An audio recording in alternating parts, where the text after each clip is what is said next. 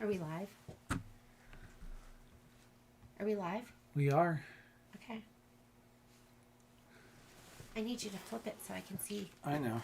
Give me a sec. Good morning. Good morning. Good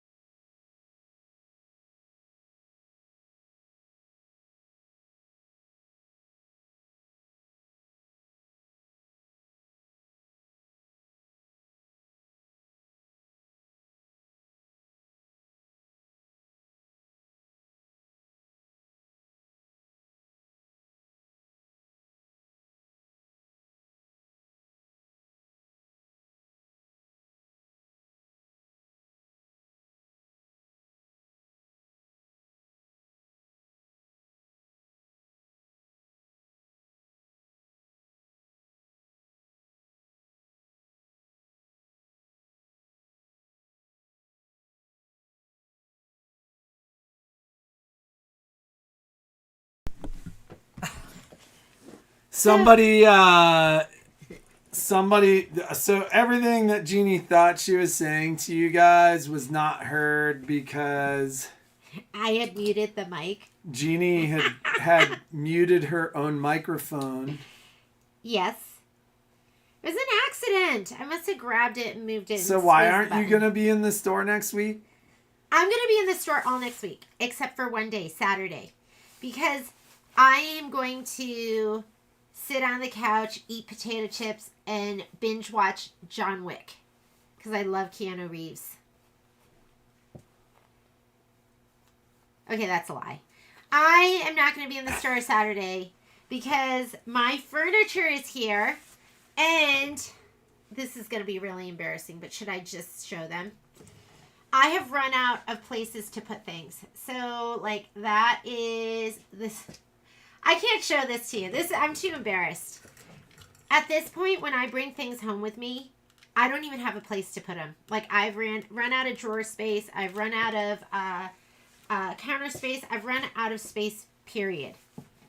So I'm going to do a purge, and then I'm going to do a reorganization.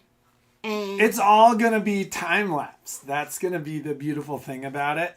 Sage is going to be here. And that's, well, no, actually, I don't know if she's going to be here. But if she can be here, then she will make the magic happen, because that's just how she is. That's how she works. I do not work that way. My brain is broken. Okay, I think we have sound now. And we have 5 more minutes. Hottie alert on John Wick. Do you know what's so nice about him? Like, you read things like... He's like the world's nicest guy, yeah, supposedly. I think he's the world's nicest guy. And I was reading how, like, they wanted him to do... What was that movie he did with Sandra Bullock? Like, Speed 2, Speed 3? They wanted him to do Speed 4, and he said no to it. And then he kind of got blackballed a little bit. Because he does what he believes in. And, like, I guess on the John Wick thing, his stuntmen, he bought them all Rolex watches. And, I think he's just a really, really, like, he just does the right thing. He's, like, such a nice guy. And you never read any, like, do you crazy ever read, stuff about Do you ever read any trash about him? Do you see his, like, he's Patrick, stop making a mess. He has that, like, wonderful, like, girlfriend. I don't know her. What am I saying? Who knows if she's wonderful? But I bet she is. I bet she's wonderful. Because he's wonderful. And so they're together. Who would have thought? Oh my God. Bill and Ted's. I almost have to have Rolo come and get this. So we can do the purge. It's got to be cleaned out. I can clean it out. Should we plan on Friday? Probably Saturday morning.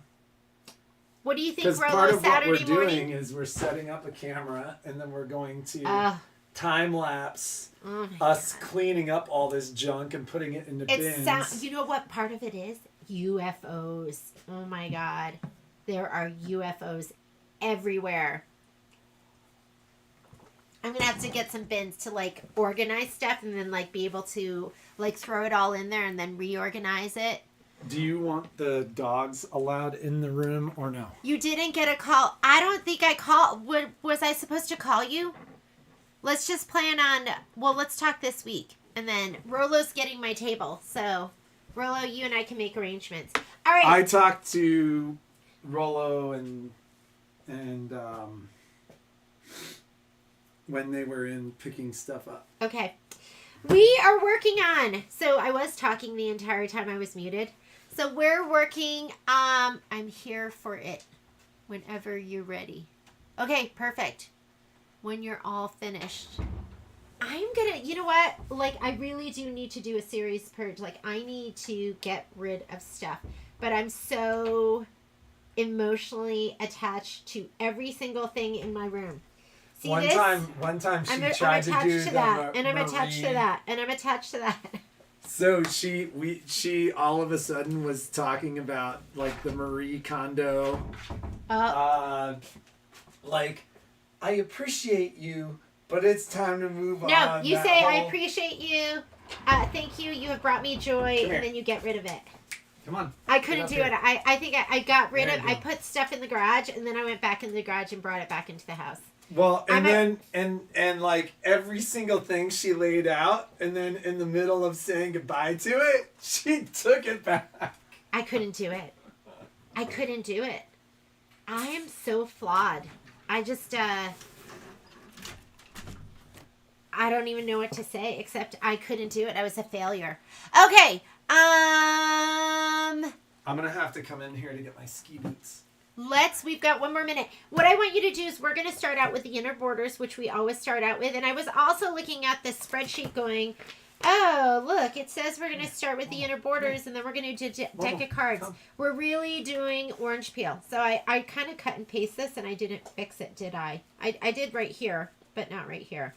So, 8 by 12. I'm in my 8 by 12 hoop. What you're seeing here is my Oh So Delightful, which is still not done. But I figured since it's still on the strip, I would just hoop from here on over. Don't let that confuse you. We are not working on that. We are doing the May tabletop 8 by 12 hoop. My muslin strip is cut to 12 inch. Is it 12 inches? Yeah, 12 inches. When I'm doing 8 inches hoops or 8 by 8 hoops, I cut to 12 inches. And little Poppy's in here. Oh my God, there she is. Pops, hi. There she is. She brings me joy. I'll never get rid of her. So I'm hooped up. Get a regular bobbin in there. I use Philtech pre-wound bobbins. That's my bobbin of choice. I hope you didn't have that. I can't even believe I showed you my sewing room. I can't believe you know what? It's fine because wait till you see how amazing. Maybe that's going to be the grand transformation because you're going to see how amazing it is, what the unique furniture can do for you. So the purge is going to be, the purge for me is the hardest part. Like just being okay with getting rid of stuff. I'm going to slide my hoop on. Let me go ahead and slide this on. Who is stitching with me today? Hopefully you're stitching with me, even if you're not stitching this out. Hopefully you're stitching something out. We're just having fun together. Hi, Miss Dana. Yeah. Let me see what's gonna be ready to go. Okay, I'm gonna go to. I already did my home button. We are doing the little border strips, and the border strips are I think 10 and a half. That's the thing. Let me grab my thing. Okay. My prep video actually happened this morning. I got up really early and I was like last night I was just tired, and so this morning I got up early to do my prep video. So we need our 10 and a half by I can't remember what they were across, but these are the 10 and a half, and then I think we had 13 inch. Am I making that up? I could be, but you know the measurements. And then guess what? I cut these a little different this time because I feel like it didn't feel edge to edge, and I had some push with my binding. So, you know, we need to I try to be a little fluid about my stitching and what's going to be best. And so I cut these 1 3/8. So they were supposed to be 1 1/4, and I added a whole 1/8 of an inch. Maybe that'll make the difference. Maybe I need to add a 1/4 of an inch. I'm not sure. But I cut these 1 3/8, and we have June cuties, and then we're gonna start off again. We're gonna be doing the next set. So we are doing. Let me go in here, and let me grab my handy dandy spreadsheet. People always ask where to get the spreadsheets. If you go to our Facebook group, so it's A1. What is it? A1 Vacuum and Sewing Reno or A1 Vac and Sew Reno. Just type in A1 Reno and you'll be able to find it. If you go to our Sew Along group, there is an A1 Sew Along group. There are tabs on that page, and one of the tabs says Files. And if you click on Files, all the spreadsheets are there. What happens if you don't do Facebook? You can reach out to me and I'll send it to you. Just reach out to me and I can put you in our Cuties book, or not our Cuties book, but our Cuties group. I've been kind of inactive there, so but I'll try and be better. All right, we are gonna go into. I'm gonna get out of here because these are my PS designs. I'm gonna go to Cuties Quilting. That's just the file and what I named it. And for this one, for the inner borders, we're doing orange peel, border orange peel. The 10 inch and the 12 inch. Now remember, our piece of fabric is 13 inches. So you're just going to center the fabric to our stitch just to make sure it fits. So here is border orange peel. 1 inch by 10 inch. Set. And let's pick our hoop size. Good habits. Let's always pick our hoop size. We're going to go 8 by 12. I don't know why I'm at 700. I'm going to 1050, and there are my settings. And I'm going to go ahead and take this and put it up here in this corner. I move it with my finger for general placement, then my arrows for precise placement. instead of going in and finding that all over again, I'm just going to make a copy. There we go. I don't want to move the one behind it. So when they're layered, if you go to touch it, you could just activate the one behind it. So I'm going to use my arrows at this point. And then we'll make these look gorgeous later on. Okay, now I have to go out because I have a new design. So I'm going to go add. Got my eye on you, Poppy. Poppy's in here, but I'm watching her because she likes to steal my thread. She's just an itty bitty baby, so she needs to be watched. Just when you get a 2-year-old dog and you're like set and everything is good and they don't do any of the crazy puppy stuff, then you get a puppy and you start. It's like kids, right? I'm going to make a copy, so I'm not going to go ahead and load it all over again. Some machines don't have that button. So if you love embroidering, could be a reason to upgrade, because then you have a machine that you can just hit that copy button. Okay, now I'm going to space it. I have all my things in here.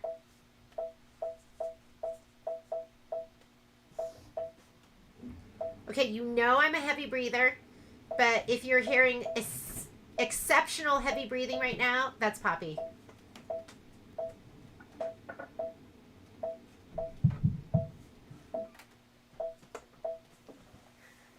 Okay, I think that's good, and my spacing is like general. You just want there to be a little bit room in between. I'm going to go ahead and say okay. We're going to go into embroidery. Now we're going to color group. Not all machines have this. If you do have it, it's going to be in your page where you have either Solaris and Luminary, your layout page. The other machines, it's going to be your secondary edit page. That's the button you're looking for. It's the 2 spools to 1 spool. Go ahead and touch that. What it's going to do, here's my progress bar. You can see it groups it. It happens 4 times. Now when I hit that, look it. We're going to do all the turquoise all at once, all of the orange all at once. All right, color, whatever you want. But these are your border strips. So I think I'm going to go ahead and do mine in linen. I think that'll be really pretty. What do we have in here, though? Inner border strips. They recommended cashmere. And cashmere is this my cashmere? Oh, yeah, I had grabbed it. Here's cashmere. So these are the glide thread colors. So you choose whichever one you want. I just put, whatever they have in there as I kind of guess the color. Hang on. No. Go. All right, let me put my thread in. Patrick's going skiing. Kids are at school. I'm going to put this in for right now because you'll be able to see it maybe a little bit better. Okay. Oh my God. Dana, of course you have been. Dana's been stitching since 4:30. I wish I could get up and be productive as soon as I wake up. But with me, there's like a certain wake up period where I just like to lay and be restful in my bed. Okay, let's talk about the order of things we're going to do. This is placement stitch for your batting, tack down for your batting, placement stitch for your background, tack down for your background.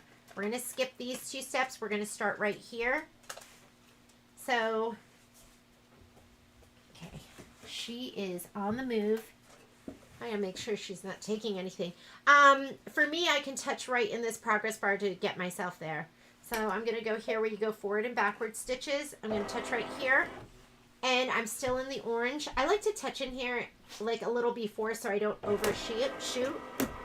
I'm in the turquoise. I can see it right there. So I'm going to start with that stitch. And when we start, I'm going to go ahead and spray. I'm going to spray my batting down the center of these strips. Let me get my spray tent, or actually my spray box. Oh man, what's she got?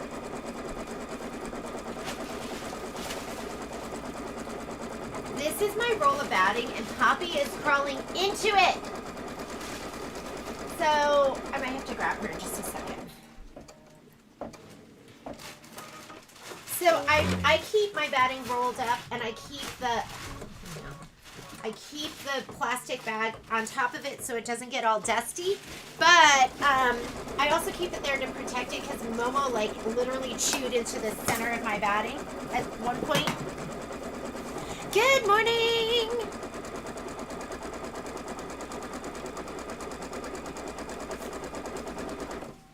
Okay, this is, remember, that is the basting, the background. Okay, I'm gonna lay this down. Remember, this is my 40-year-old virgin. I call it that because like I picked it and it reminds me of Steve Carell's chest and 40-year-old virgin. I'm going to put it right side up because I'm going to put that down the center of my pieces. I just cut long pieces.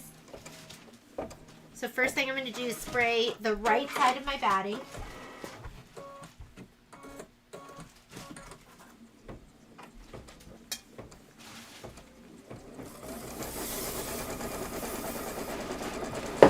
Now I'm going to lay it down the center of my border strip pieces.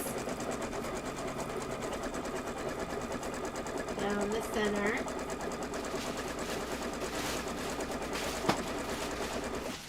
So this should be the wrong side of your batting right here. Wrong side.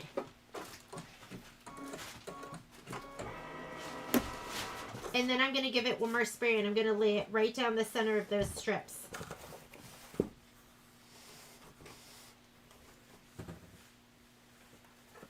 Is she in the bag? This morning, she went in my bag. I was watching her.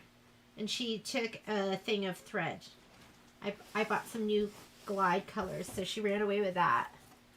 And you know how they are. If you have a puppy, they like look at you and then they run. Because they want you to chase them. And then she had a...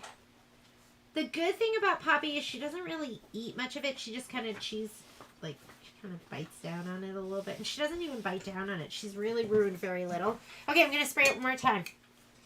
So.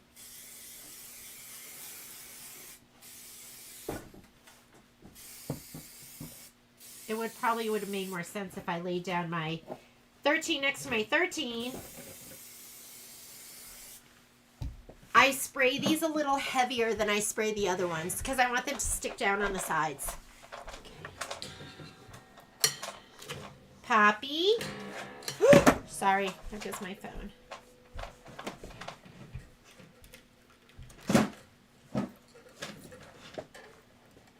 I hate to do this. Well, you know what? I'm going to lay this down. She might have to go in her crate. Okay, I'm going to lay down my little ones first, my 10-inch strips. I'm going to go a little bit above. Just kind of, actually center it to this. Center it to your, so it's going to be about half an inch above and half an inch below. Press it down as much as you can, but once you get down here, there's no machine bed, so you're not going to be able to press it down, so just the best you can. I haven't been looking at any comments, so give me a minute to catch up. Who's stitching cuties today? Anyone? Okay, hang on one sec. She's got some.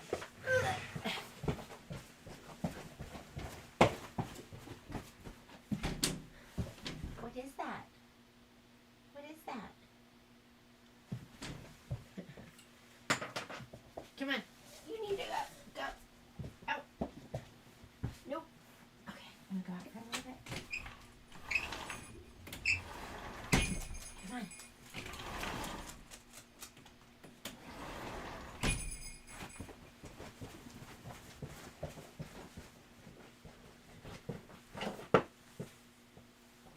Welcome to Jeannie's A1 Vacuum and Sewing Very Professional Sew Along with intermittent breaks to manage puppies. Okay, this one, just make sure you have an even amount above the line and below the line. And remember, you're going to be sewing a 1/4 inch as well, so it's not really a big deal. But you don't want to lay this down so it's above the top, you really want to center it. I think it took me probably 3 or 4 of these to finally get it right.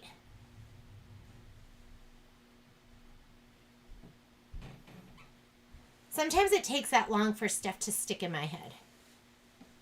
I'm not the quickest. I'm quick with some stuff, and then some stuff not so much. Okay, we are going to do the next step. Let me see if you haven't used it. Oh, Trish, I can't do that rule. I cannot do that rule. I have clothing that I have not worn. I'm sure I have clothing I haven't worn for 10 years. I'm sure of it. And you know one of my biggest regrets? And then this goes to, like, this makes me go, oh, see, I'm right. I shouldn't have gotten rid of it. I had the most beautiful... I'm still sad about it. I had the most beautiful... So when you do this, I want you to tickle your fabric over to the right-hand side. Make sure it doesn't get pushed this way and you get, like, a big, bulky pucker or something like that. Just kind of move it over.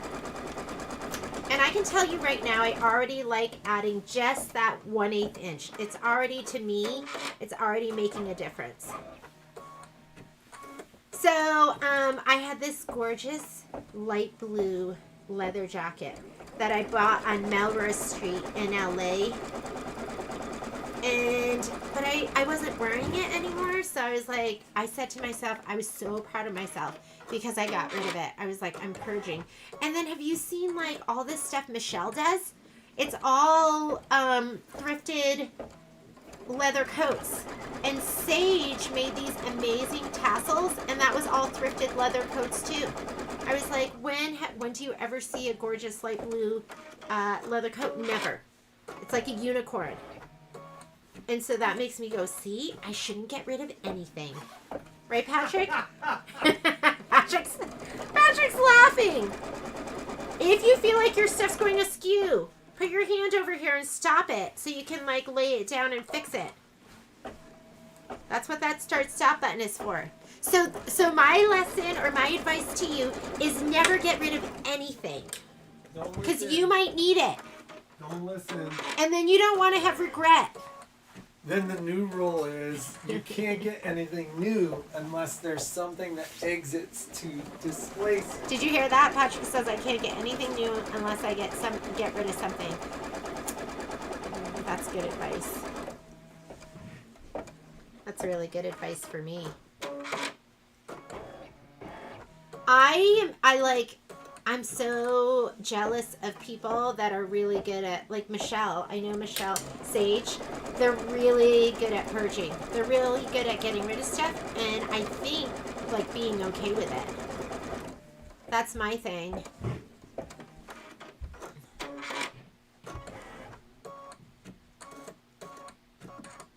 Snowing again in Utah. So, Carolyn, both my kids are going to be at the U. Are you in, where are you? You Salt Lake? Oh my God, doesn't that look beautiful? So you're doing placement line, you're doing steps 3 and 4. Placement line for the background and tack down for your background. So we skipped this and we skipped this. We did these 2 steps. Now we're going to do the quilting. I'm just going to go ahead and leave cashmere in there and let it quilt away. I'm going to read comments. Good morning. I have to clean house. Yeah. Maybe we should do it together. So when I do, I mean, I don't know if we're even going to, I've never done a time so am I going to film it live or we're just going to? No, we're going to set up the GoPros, which will do a time lapse. And we'll break down. And okay. Rolo can pick up the cabinet and then we'll figure it out and do the time lapse of setting it up. 10 minutes away from the U. So Violet, we told them that they have to get jobs when they go to college. Like, I don't know about you guys, but I didn't. I had a work study job. I worked at I went to Boston College, so I worked at the Murray House, and they did spaghetti dinners. So, and like different groups would come in and we'd make this spaghetti, and then they had spaghetti night like once a week. But I was really good at hand cutting letters. So I did all their bulletin boards and I did all of their, like, this is the events that's coming out, and I would do all that stuff. I had that job through college. I also worked at a doctor's office. So a couple days a week, I would work at the doctor's office, and I did like their like worked in their billing department. And then in the summers, my dad's a pediatrician, so I would work in his office and help out. You know, summers are busy because kids are getting their physicals and all of that stuff. Patrick too, he worked. He was like an orderly at the hospital, and then he always had a job. My kids, and I get it because they're so busy, my kids have worked at our shop, and that's kind of it. Violet babysits. So we told them they need to get, Kai goes, Anna, I talked to Kai, I was like, well, you know, Anna said they might have like, you could do some kind of work there, like a part-time job or something like that, or work during the summer. And he goes, oh yeah, I think I could maybe work a day or two a week. This is what he said. Yeah, I think I could maybe work a day or two a week. I'm like, okay, in the summers, you could probably work 5 days a week. Well, it's a problem of my own creation, I think. Do you, right, Patrick? It's a problem of our... we've created total monsters. Patrick says we've created monsters. Anyhow, so Violet says, she goes, I might just babysit in college, which I think is fine. I'd be on top of my work studies. Yeah. I am so excited about her meeting. Oh, oops. Did you see me flip that? I babysat in college. When I babysat in college, I think I got paid $6 an hour. I'm pretty sure. This is like 1992, like early 90s. And I'm pretty sure I got paid $6 an hour. Kids these days, she gets paid between $15 to $20 an hour. And that's a good gig.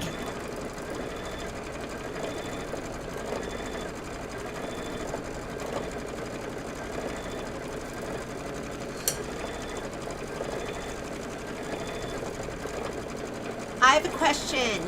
It was bad for me to keep my embroidery table on and use my luminaire like that all the time instead. Is that true? I would say no. I'd say 90% of the time, I'd say 98% of the time, the only time I take off my, this arm part is when when I'm quilting. Because I will drop the machine down into, I'll drop it down into the table, like so it's flush. So I would say no. What is bad, I'm going to tell you, is it is bad if you are using your machine just to embroider. You should sew on it, because what it can do is it can cause your, Patrick, if they just sew on their machine, just embroider, and they don't sew on it, have you seen that issue at all or no? Where it just sews backwards. They run a huge risk of that. Do you hear that? That's more a lack of service, though. That's a lack of service where it cleans out. Is somebody's machine only sewing backwards? No, but Rolo said somebody told her that it's bad to leave the embroidery arm on and just sew with it like that. No, that's Did you totally hear? False. Somebody doesn't know what they're talking about. Patrick says that's totally false. And you know, we service 3,000 sewing machines and vacuums every year. So they know a lot of times we'll find things in our store that none of the other, we'll be the ones that figure it out just because we service so much. All right. Did I finish that? Yeah, we're done. We're done with this. So those are done. So it's bad for you to just embroider on it and not service your machine. Because we'll have machines come in that will only sew backwards. So you need to take care of that. looking at your notes. Hey, they can't just stay outside. It's gross out Okay. there right now. 50 hours a week? Yeah, Kai can't do that. 50 hours a week. Yeah, you can. Did you hear that? Patrick just goes, yes, he can. Part of me is selfish because I'm like, what if we want to go do something? Not that we do anything. That's beautiful. I'm just going to cut these off so they're not dragging around, and then I'll use these in the next project. They can't be in here either, Patrick. Then Poppy is grabbing everything. But yeah, they can't just stay out there because they're going to be a mess. They're like trashing the yard. Oh my god. Naughty dogs. That's not their fault. It's just super wet. Patrick's going skiing today. These are ready for next month. And I'm going to put this to the side. Let's go ahead and we are going to do our orange peel. So I'm going to put away my 8x12 hoop. I'm hoping we get lots more of those this week. I know some people are waiting for them. It'll be worth the wait. We're doing it, I think we did them at $59.99. And let me grab my, when I'm doing 6x10" hoops, I like to have my stabilizer. I like it 10.5 inches. Let's see if this is big enough. This was like a leftover. Give me that. Give me that. We might take a short break so I can get this cup something to chew on. Hopefully you won't find this confusing that I have an oh so delightful block up here.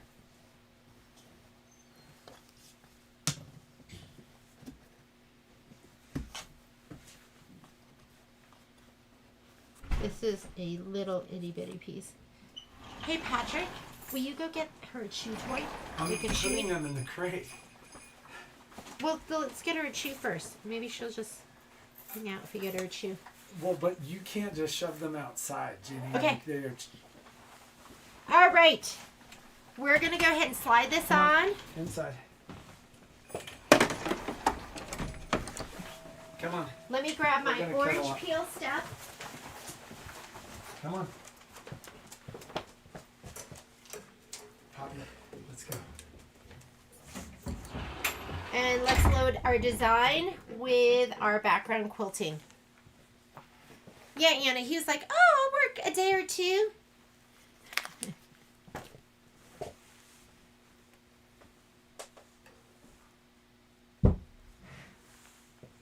I almost felt bad because Kai was like, what's the point of life? Then you get out of school and then you work.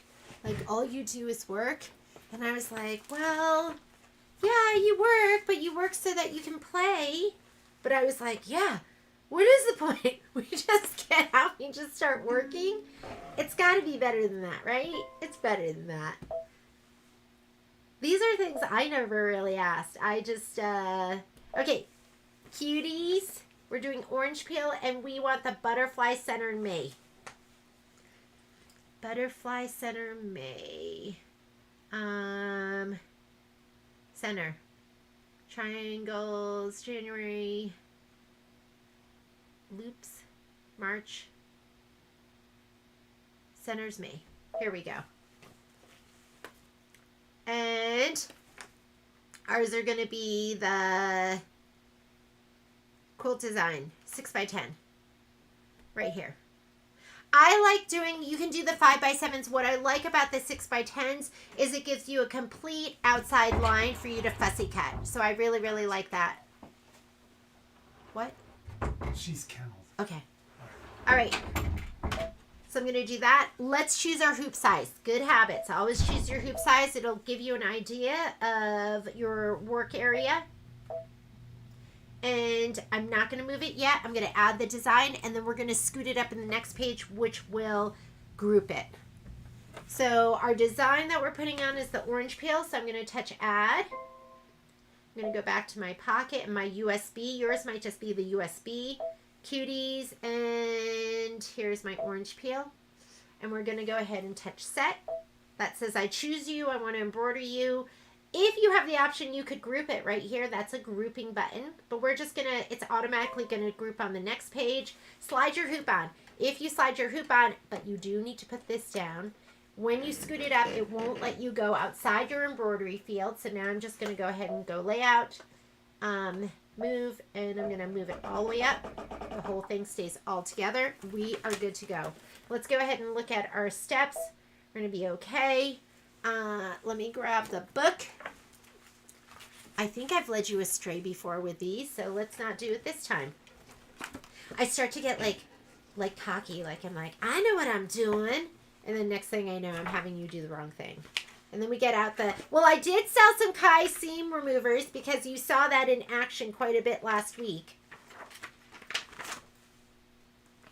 I wasn't meaning to, but. Okay, first thing we're going to do is we are going to do, let's go right here. This is your placement stitch for your batting. We are putting down batting, so we're going to do that step. I still have cashmere up here, which is fine. I want you to grab your batting strips. We're not going to spray everything, but we're going to spray some things.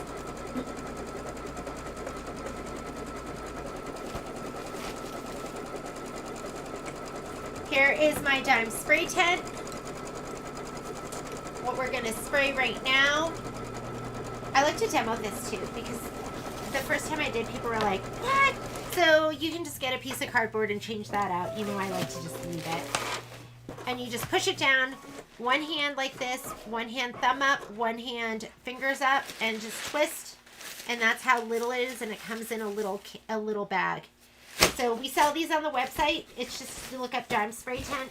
They're $25 and we do them for $5 off. So they're $19.99. We are going to spray piece of batting. Wrong side. The bumpy side. Your background fabric. And you are going to need one of each of these. So you might as well just lay them all down now. That, and that. So one of each of these. Just light. Doesn't have to be. There we go. We are ready to go. Grab your batting piece and we're going to lay it down right here.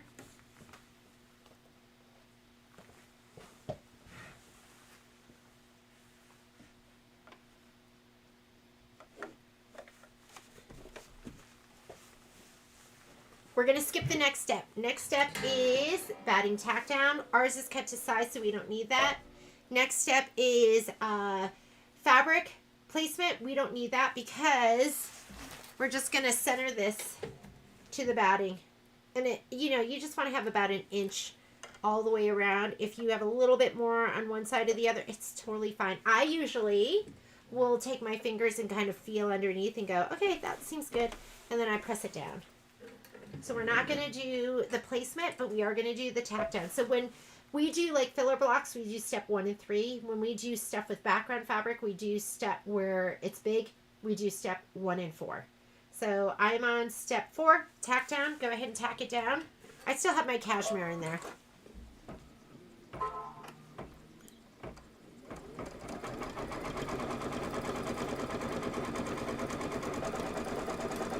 Trish, we're the same way. Reno is the same way with weather. We can have all 4 seasons in 24 hours. You can have 4 seasons like in different parts of Reno. Like my store can be sunny and I can come to my house, which is 15 minutes away because we're right at like the mountain foothills, and we can have like snow here. I drove home the other night. I stayed at the store, and when I left the store, it was like 31 degrees. I've been using this. Thank you, Alice. I don't know if you're out there today, but this is my like little thread tray, and I love it because it makes me feel fancy, and I love feeling fancy, and it makes me feel organized. So I was using cashmere, so we'll just put it right here. I'm going to use buttermilk for the stitching on top.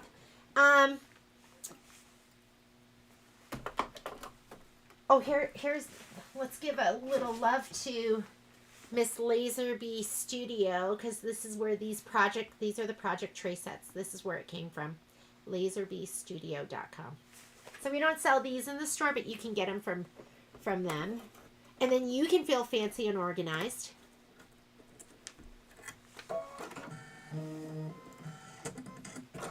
Okay, do your quilting on top, and maybe we'll do, I heard the butterfly takes a long time. So why don't we do maybe 2 orange peels, and then we're going to go ahead and you can finish this for homework.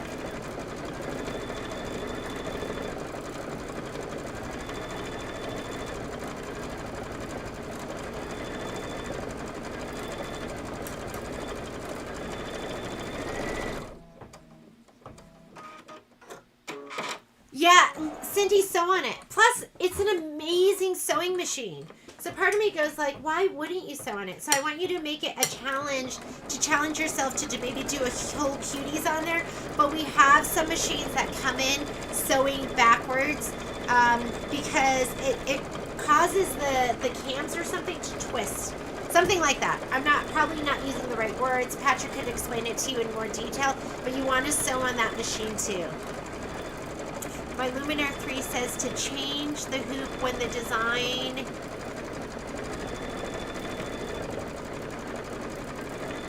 Okay, so your design is 10.5 inches by 4.5 inches. You are probably, Michelle, I'm thinking you're outside of your embroidery field just by, and it could be like 1 pixel. So if you look here at my design, if this, that's why I choose my hoop size. So choose your hoop size, choose your 8 by 12. And then if this design is 1 click above that outline, it's going to tell you that you need to change to a bigger hoop. Click your design and, be a couple clicks down. That's most likely what is going on. So just make sure that you're in your embroidery field, because 10.5 by 4 should be no problem. All right, we're going to do our orange peel. So, colors you're going to need for this, it looks like it's saying orange. Oh, I didn't even grab my orange. Orange and I grabbed Tidewater. I grabbed this one right here. So I need my orange too. And I went and bought a whole bunch of Glide oranges to make sure I had the perfect color. So I'm going to be using, which one should we use? Let's lay it out here. Because these are kind of peach too, right? Am I going peach or am I going, oh, that's it. Or is this it? This is it. This is it. Mango smoothie. I do an order from Glide probably, I don't know, twice a month. So we do not carry Glide in the store because we're an Isacord store. And so we're going to I'm going to put this in right now. But if you want colors, I want to say the Glide thread. I have to look because I think there was a price increase. There was a price increase. They haven't had one since I don't know of a price increase that Glide has had. So it was due. And their thread is wonderful. And it's priced really reasonably. It was $4.99. I have to look because I think the price went up. So, but if it's a special order, I usually do it at, we'll do it 15% off. So, okay, go ahead and this is placement stitch first. I sprayed mine already. So mine are ready to go. You are going to be, oh, I grabbed the wrong ones. You want geometric. I call it geometric, but it's called Connected Stars, I think.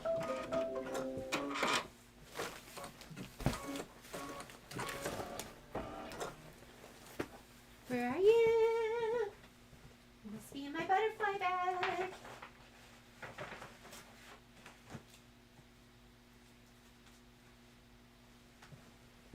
I needed this instead. So let me give that a little shot of spray. We need Connected Stars. So the floral one is, oh no. Wait. I'm confused. Okay, I'm just looking at the wrong one. I do have the right ones. We're going to put this one down first. It is this. It's this and this. Just lay it down. Mine's sprayed. You want a good pair of scissors. This has Shape Flex on it. It's a little too thick for my snips. So I'm going to use my double curved.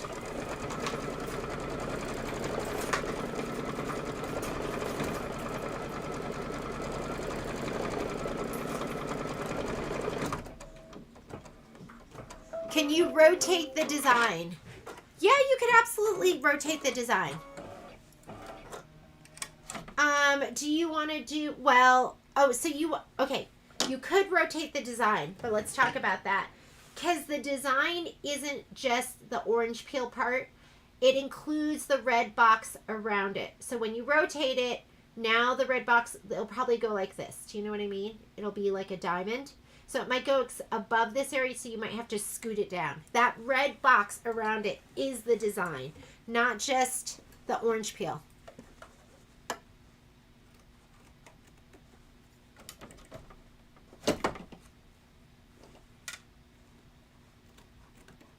Am I supposed to trim? Okay, yeah. I just went on autopilot. I assumed I was supposed to trim. You want to trim this nice and close. You want to trim it nice and close because it's going to do the special Kimberbell stitch. And that is not a satin stitch, so trim it nice and close. I like to hold my fabric up at like a 90-degree angle. I feel like that allows me to get as close as possible. Now it wants to do the decorative outline. So I'm doing that with my mango smoothie. How often should we service our luminaire? Should it be yearly or based on stitches? Here in Reno, we tell people service it every 3 million stitches. That's kind of in like the sweet spot that we find that your machine won't have really any issues. Every 3 million stitches or every year to year and a half is what we recommend here. I serviced mine. The last time I serviced it, I was at like, I shouldn't even tell you this. I was at like 4.5 million stitches. And at 3 million stitches, I was like, I need to bring in my machine. But I kept going, oh my God, I'm just like you. I was like, I need to do this project. And I can bring my machine in and I can put it at the front of the queue and be like, get it the next day. And I still cannot give it up. And so my 3 million stitches turned into 4.5 and I was like, oh my God, I'm going to have an issue if I do not bring this in today.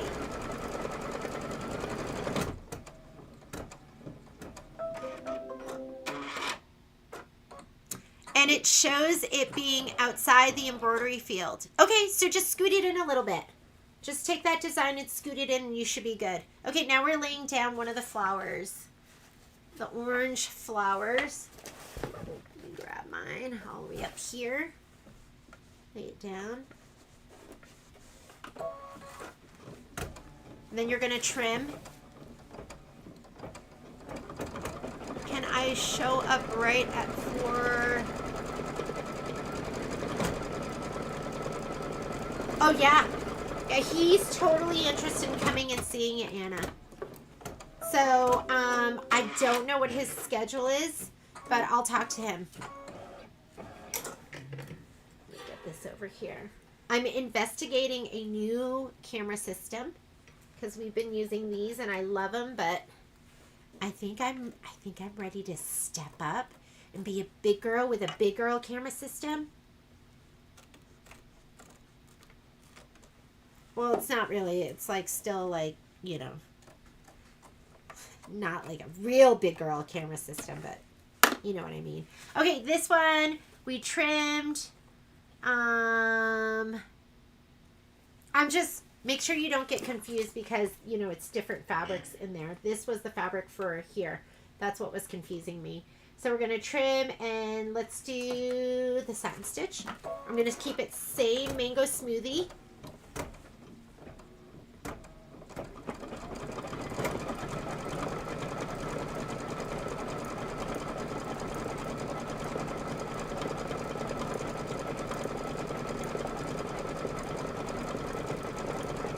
It shows it fully centered with plenty of room, and if I lie to it and say the hoop, still says to go to a bigger hoop. I am befuddled. So Michelle, I want you to just go ahead. I'm trying to think of, do you have your hoop on the machine? Is your hoop on the machine? So slide your hoop off. Slide your hoop off and then let's see if it lets you do it. Okay, I'm going to switch colors because now we are going to do, I'm going to switch to this. We're doing Tide Water. That's kind of a must-have in your collection, I think. So change out your thread. We're going to do the ones that are going to be more, is this teal? Is teal more green? Okay, placement stitch. We're going to lay down the one.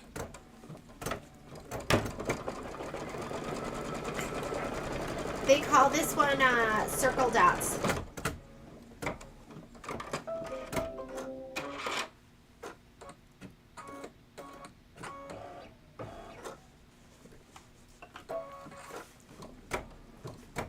Part of me thinks next time for orange peel, I should just leave this, because it'd be so much less work if we just left this all in one piece and didn't cut it apart, right? Like, what if we just did that?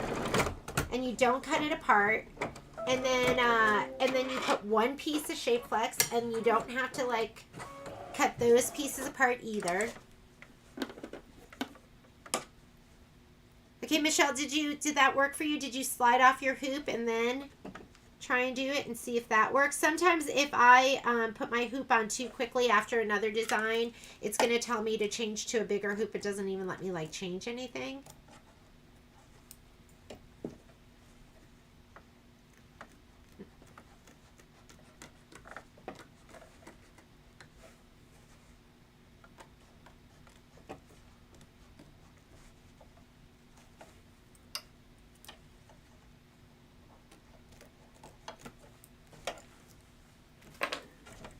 All right, gorgeous decorative stitch. And it's okay until I put the locking arm down. Then it says to change it. I say take off your hoop, take off, re-put in your design, but start with just taking the hoop off and put your design back in there. You're using the 8x12, so put the 8x12, select that in your settings.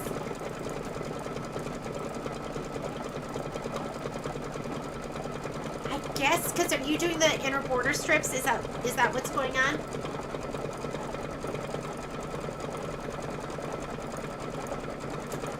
Oh, I don't know if I like Tide Water.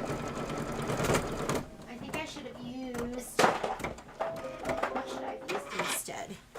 No. That's fine. Should I have used this instead? Oh, you know what? Well, that more of a match. This one is Sprout. I'm just gonna go with it. Okay, placement stitch, then we're gonna lay our fabric down.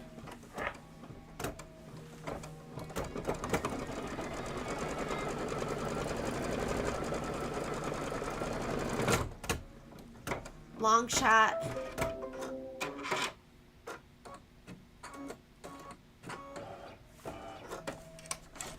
Lay this down. Whoop! Forgot to pull down my lever. Good thing the machine's smarter than me. It's going through thick stuff, so I know it's making that sound totally normal. And it pulls up, but if you were to like touch it, like it is thick there. I'm just gonna stop it because it's so thick. Like that is bulky. Who was talking to me? I think it was it Deanna was talking to me about somebody she had watched in a video, and they take their thread out for some of this. So when they do I think it was for the spools or something, they took their thread out so the thread wouldn't be so bulky. You can do that. Like whatever, like this is thick. If my needle breaks, like sometimes your needle might break, yeah, that is like, can you see how raised it is? I don't know if you can see it from your angle. Oh, look, I did all of that and I didn't even, I didn't even like stop the stitching.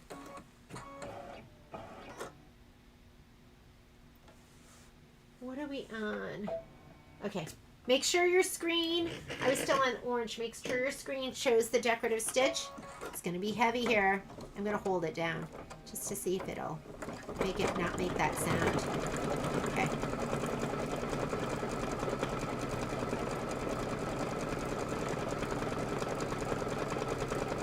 The candy corn quilt. The candy corn quilt. I mean, if it's telling you to go to a different... Are you doing a basting stitch? You just have to see what line from the design is going outside your embroidery field. I can't think of anything else it could be other than like some line of it going outside.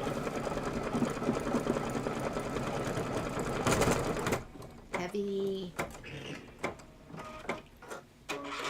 Okay, we're done. Let's rehoop and do the next one. And then we're going to go on to butterflies.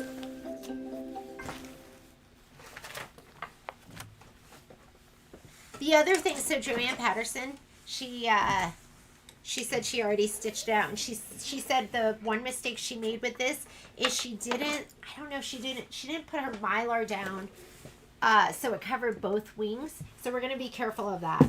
I'm like, okay, what should I tell them to watch out for? And that's what she said. Mine is really tight, so I'm going to undo it with my hoop tightener.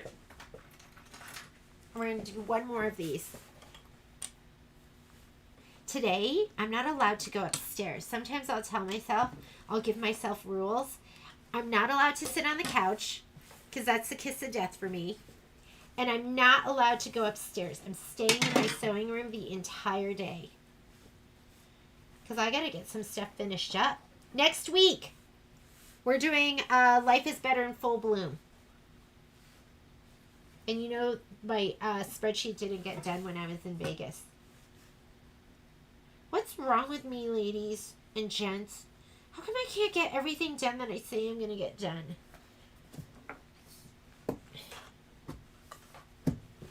Okay, I'm going to go ahead and pull this inward. Down a little bit. That's good. I'm good with that.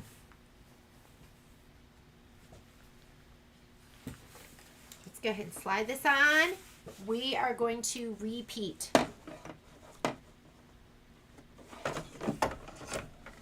You don't even have to reload the design. Design is still on the screen. It will go back to the very first stitch. I'm going to say okay. And let's go ahead and I've tied water in there. Doesn't make a difference right now. This is just going to be the stitch for the batting. I'm going to grab my spray tent. And we are going to spray batting and our applique pieces and our background piece. Here's my 5x5. Spray the wrong side, which is the nubby side. Here's my background piece. We are going to do one of each of these.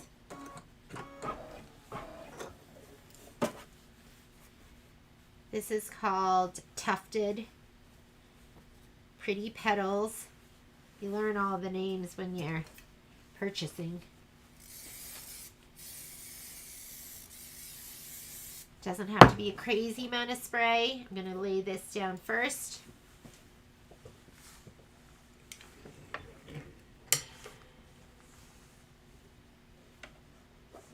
Then we are going to lay down the background fabric.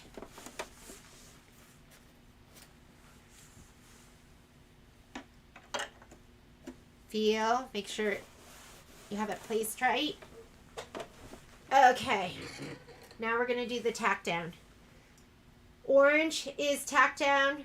We don't need that one for the batting because ours is good. We're going to go placement stitch for the fabric. We don't need that. We're going to do tack down for the fabric. I still have Tide water in there. Color's not going to make a difference. Sometimes having a nice contrasting color is good because you're going to be able to fussy cut around it better. It's going to be easier to see, easier on those eyes. white on white, I struggle a little bit with that sometimes. After this, though, I am going to change the thread out. I'm going to put buttermilk in for the quilting. Maybe that embroidery file is bad. That happens sometimes. Okay, I usually like to show this one time while I'm stitching. I do not pull back on the thread.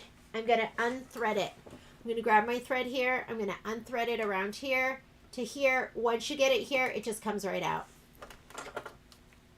So I don't want people to be stressed out because you're not seeing me cut it and pull it down. I don't know. I think that's, first of all, I'd have to find my scissors.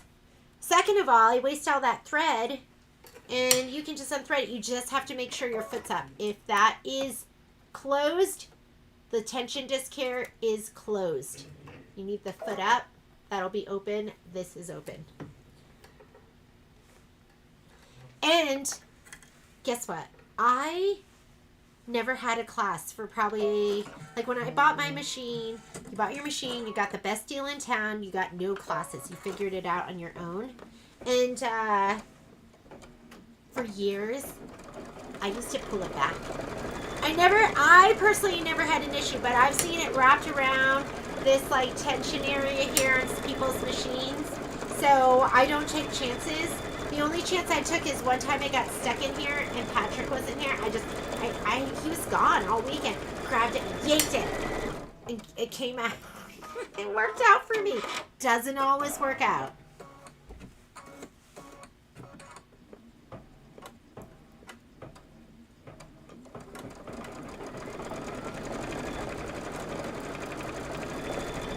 Bye, Miss Anna.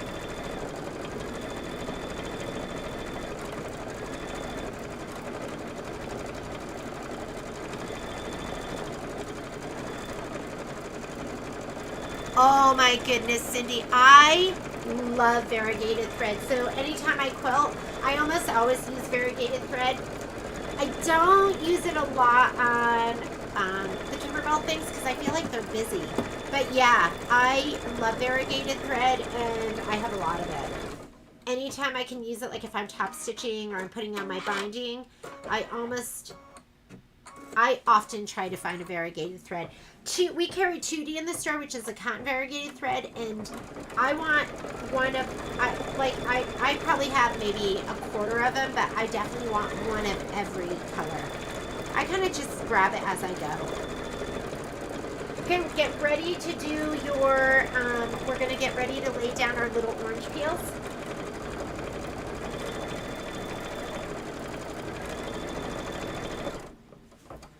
So we're going to look for your color I'm using is Mango Smoothie. Okay, thread is out. Mango Smoothie's going in. First color we're going to lay down is we're going to lay down the tufted orange piece. And then we'll do the pretty petals in orange.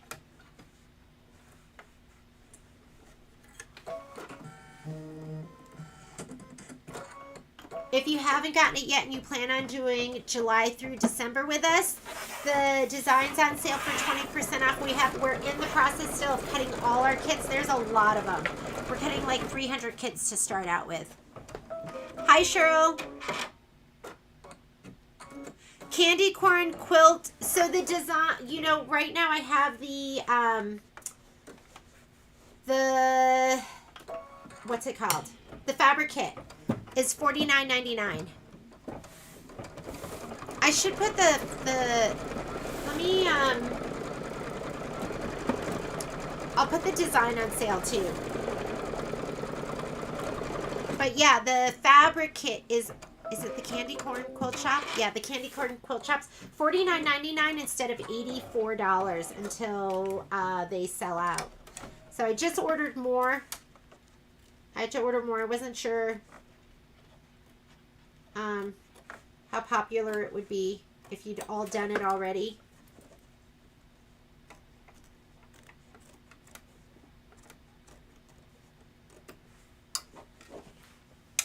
Do that pretty decorative stitch. And you know the placement stitch, if you, I mean, we could skip that so it's not so bulky right there.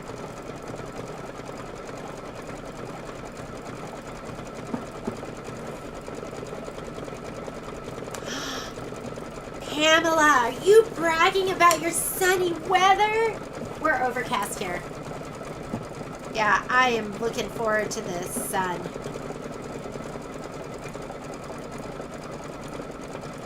Hey, Cheryl, put on there, I'll give you, so the fabric kit's going to be $49.99, and I'll give you 15% off the design and the embroidery kit if you want. Put it into, just say sew along discount. Just put in your notes, put sew along discount, 15% sew along discount, okay?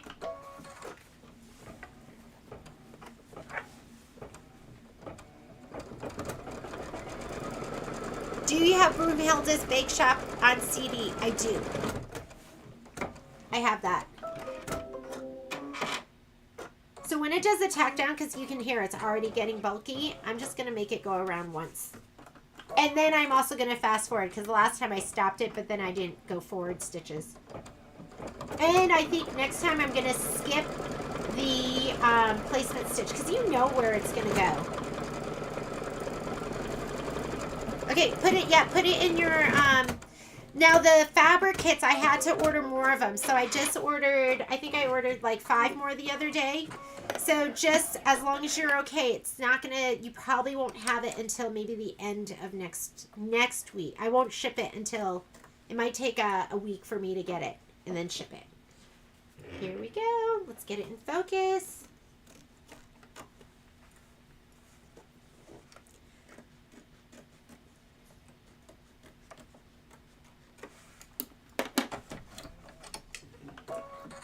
Now the next one that I do, I'm going to skip the placement stitch. I'm just going to put my fabric down because we know where it's going to go.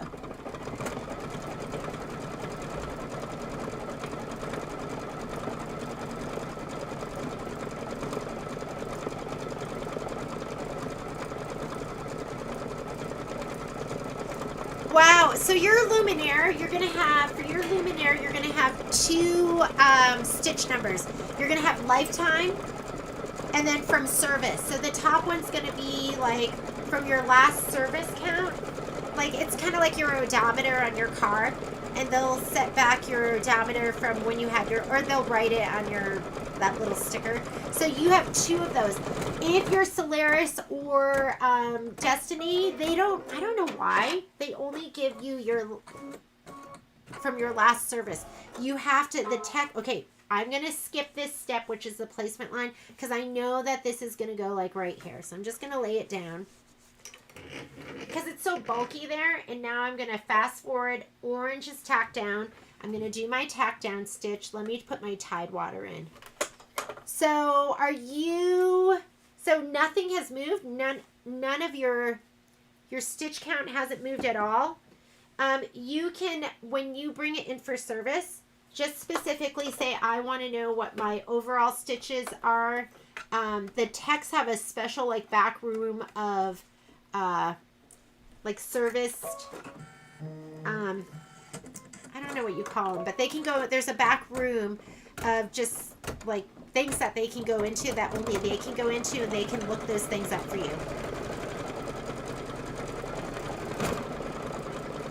I'm going to stop it so we don't go back there and make it so bulky. I don't know, that sound just, you know, it's a lot. But I'm still in my orange, so this is going to go to the next color, and now I'm there where it's going to do my decorative stitch, and you can always look here just to make sure you're stitching what you want to be stitching. So you can go backwards and forwards, you can be in the middle of your embroidery, you can be, you know, you're not married to having to do every single part of the design.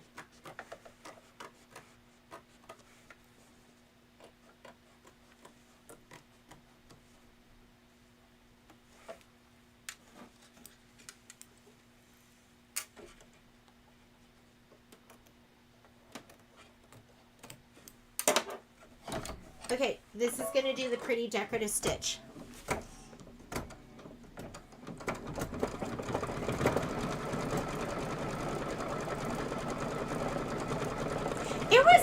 It was pretty sunny here, wasn't it, this weekend? I'm like, as though I wasn't here. I was here the whole time. We walked the dogs. It was windy. So it made it a little bit cooler here, but it was pretty sunny and stuff got dried out.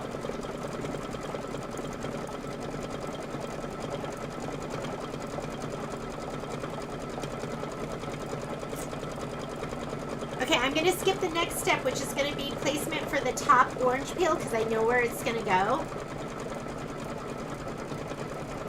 And if you don't like that sound, just hold it down. Just like keep your finger here.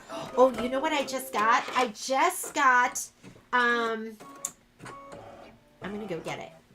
Now, I'm not doing the placement line. That's going to be turquoise. I'm going to do the tack down. And lay this down, because you know it's going to go like right here. I'll just center it. Let's do the tack down. And I'll probably just do where it goes around 1.5 times.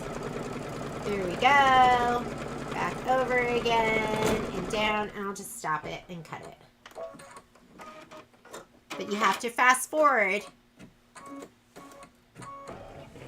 So it's still in the orange, so I'm going to hit the down arrow. That'll go to the next color, and I can confirm it by just looking in that window that it's going to be doing the thing I want it to be doing. So I just, you know, I never use a stiletto. And we're not talking high heels. But there's so many times where I need it. I was watching a video, I can't remember whose video it was, and she was doing her binding, and she was using her stiletto to make sure her corners were like so perfect. And I thought, why am I not using a stiletto? Why am I risking my finger? So I bought Tula Pinks, because of course it's beautiful, because it's Tula Pink. Let me see if I have it.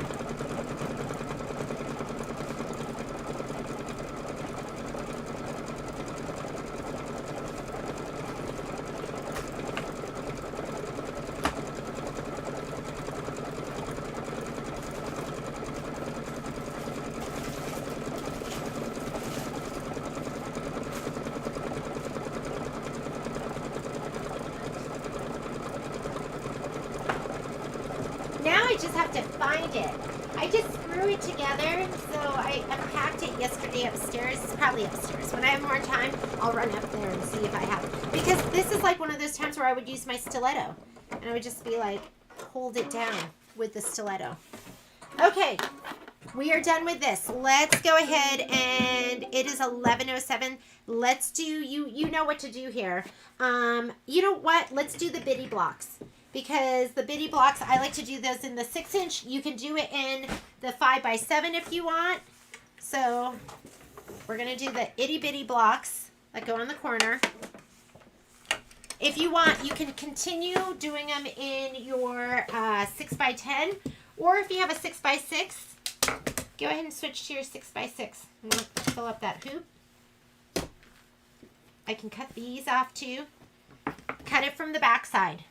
So you're going to look to the back and just cut in between those stitches.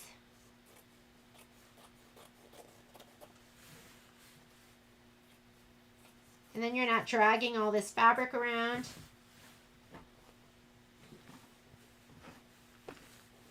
And now we can still, you want to keep one design on there to rehoop as efficiently as possible.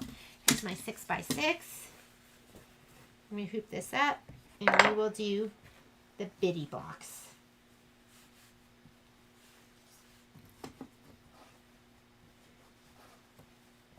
Okay, these are filler blocks. So when you do filler blocks, we're only stitching out, what are we doing? Stitching 1 and 3, steps 1 and 3. And pull this in a little bit, make sure it's nice and taut. What you need for these will be, where did I put my bitty blocks? I put them in my bitty bag. Here. We need these. So you have 2-inch by 2-inch. You could go a little bit bigger. I'm thinking I'm going to start cutting these a little bit bigger. Maybe I'll go up like 1/8 of an inch all the way around. But I'm going to start playing with that.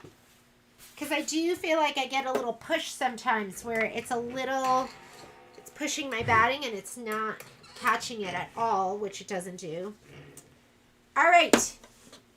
Bitty blocks, folks. Whoops. Oh my God, I just hit pie tray. That's the sound of thread crashing down. So I'm interested to see, like, what a difference it's going to make for me to have the new furniture. Like, I don't know. I'm excited. I'm excited. I've loved my koala table. I like the idea that my machine will always be set down low because I'm little. Okay. Did I miss any messages? I missed that very top one. Michelle, is that you? Did you get your thing? Same number. Could the problem be the hoop? I put the actual 10.5 by 16 on. It could be the hoop. So, I mean, 10.5 by 16, of course, that's going to be your entire embroidery field.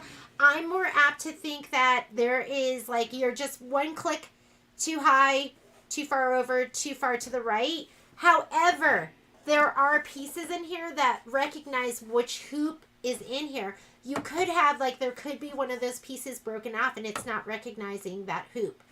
That's the part you don't want it to be. Look, mine is telling me to change to a larger hoop because I'm outside of my embroidery field. I'm just going to open it up and pull it. And now we're going to go ahead and put in our little bitty blocks. But yes, that is definitely a possibility. Right here, they're kind of like teeth. Like they're like these, I don't know, scallops or something. And those can break. Doesn't happen often, but it does happen sometimes. Okay, let's go embroidery. Our little bitty blocks that we're going to be putting in are going to be, what area?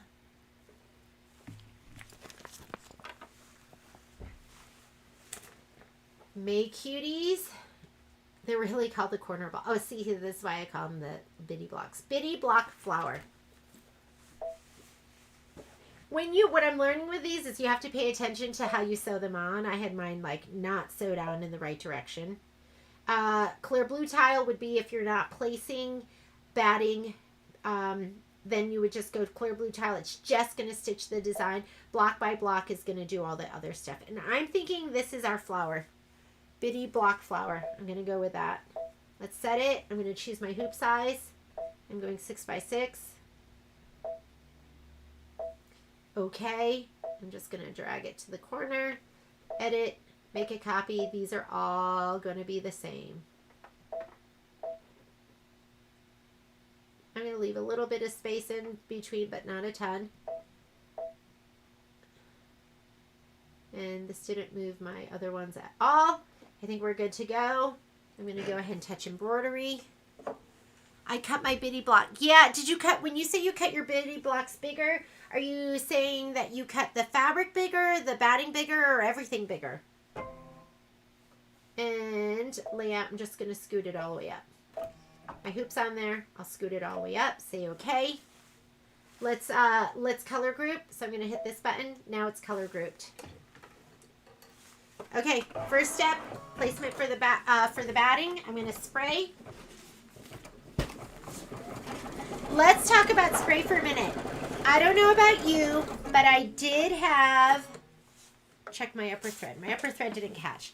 I, for the very first time ever, had my spray stain a fabric. So if you did, my thread didn't catch, so I'm going to check my bobbin first. And it did it on the green, solid, silky solid. I've never had that happen, but it happened to me, and I know it happened to Dot, so I'm assuming it happened to some of you. I'm just going to use some, like, water. I think she got it out with a little, like, soap and water. But I've never had that happen before. Just know that, I guess, a disclaimer, it could happen. I'm going to go back stitches right here. And let's do that one more time. So I'm just going to get mine out with like a little soap and water. I'm going to look. Whoop. So what was that? I'm going to check my take up lever. Didn't like that for some reason.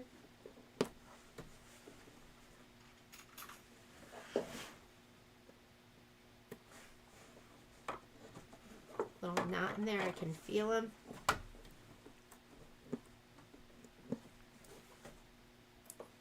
I don't like that little knot. I'm going to get it out.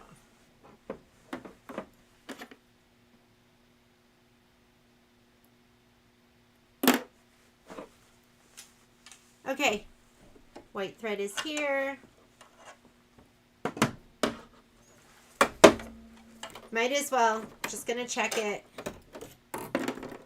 Don't look, I haven't cleaned it out. Might be really dirty. Okay, it's not that bad. Sometimes it looks like a chia pet in here, I gotta admit it. It looks like I'm growing thread.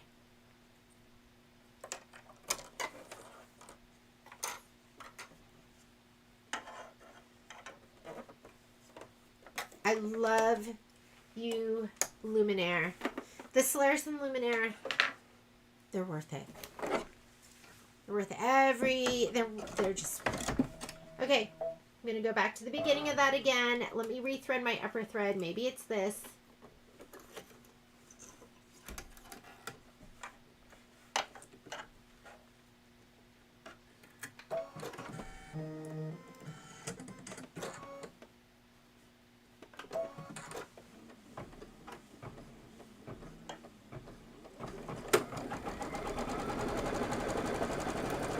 What it doesn't like. Maybe that's some kind of weird clicking noise, but I'm just going to go with it.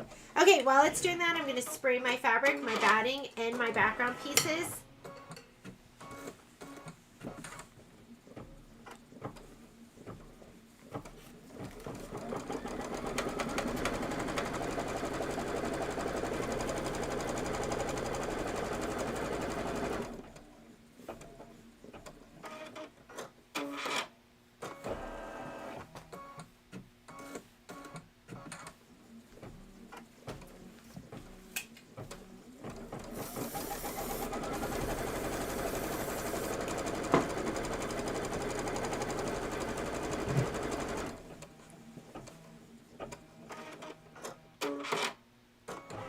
The fabric bigger.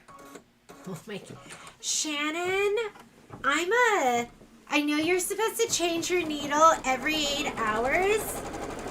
I'm gonna change it when it breaks kind of. I just can't keep track of it. Yes, I'm probably due for a needle change. We should do that. My needle of choice for machine embroidery is the Madeira. Well, actually, it's the Oregon 7511 anti-glue needle. That's what I like. And, you know, I have actually misplaced my favorite needle holder. I'm going to find it. When I redo my room, I'm going to find it. And that has all my needles are all in there. I did bring home some extra because I couldn't find it the other day. I was like, I need a needle change. Okay, oh shoot. Okay, I was talking. I want to do the placement stitch for the background fabric too. So here's that's tacked down. Actually, let me touch in here to get me to the turquoise. What I don't like about putting the batting down first is it might push it around a little bit, but I do want that outline.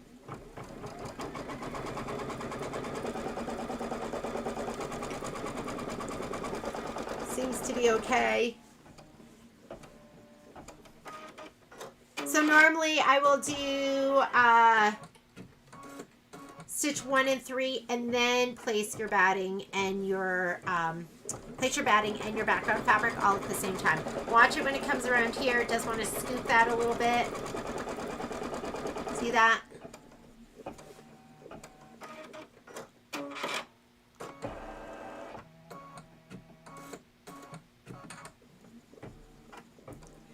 Missed a lot. That's the corner. That's the corner it wants to give you problems. I'm much better with my uh-oh, lost my plaid square. With my multi-needle. Not good with my serger either. I love, Michelle does a spa day. So I like talking about people that do the right thing. Michelle does a spa day and she changes everything out once a month on her, like her multi-needle and all of that stuff.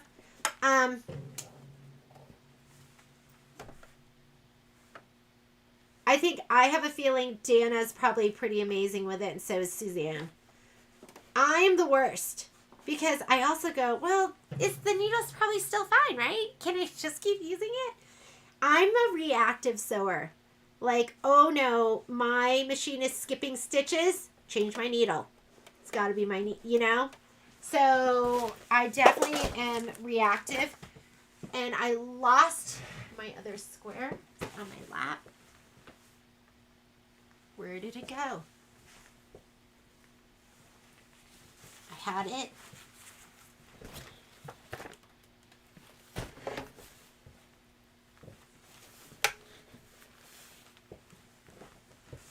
Watch this.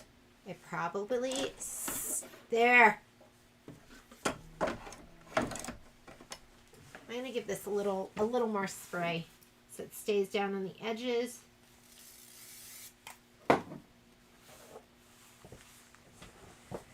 I'm like, oh, my bobbin sensor isn't working. Time to clean out the bobbin area. So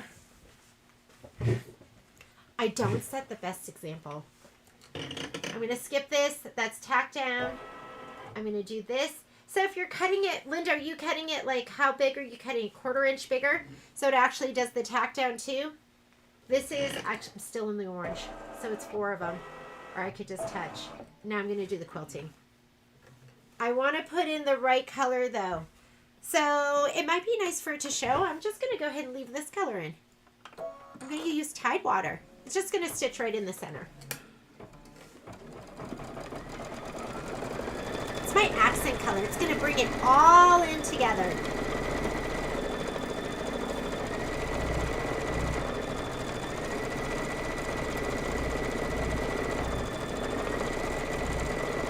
When you get a 5-inch square and have to cut it, it's too small for biddies. Oh, you know what? You're right. So if you get kits from us, we always cut our squares to, we cut them to 5 1/4 inch. But when you press it, it's probably going to shrink a little bit too. So I didn't do it for these next kits, but maybe what we'll do in the store, and we're like always learning and always evolving, maybe we'll cut them 5 1/2 inches. So we'll just start cutting our kits so they're 5 1/2 inches. It'll give you a little extra room. Should we cut them 6? Maybe we should just cut them 6 inches. So our Cuties kits this time, they're not going to be that big. But I'll start, well, we're just going to start cutting them a little bit bigger. I never thought about that, and that's such a good thing to bring up.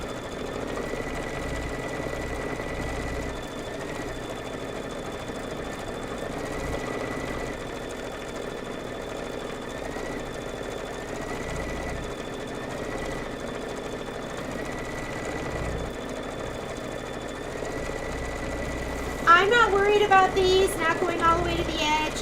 When I trim this, I'm going to press everything so it's super flat, and I'm just going to cut to my muslin. You know, I will just make sure there's, I'll sew to whatever is, 2 1/2 inches. So I'm not worried about it. We'll just make it happen.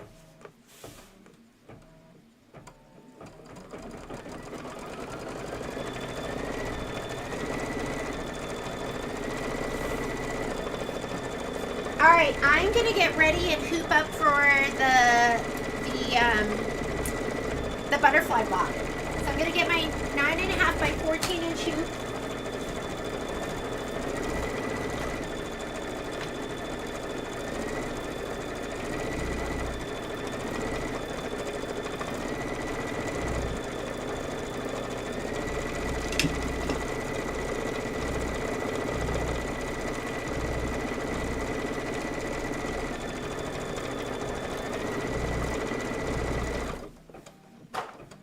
This should be 14, nope, that's not it. 13 inches? What do I cut? 13.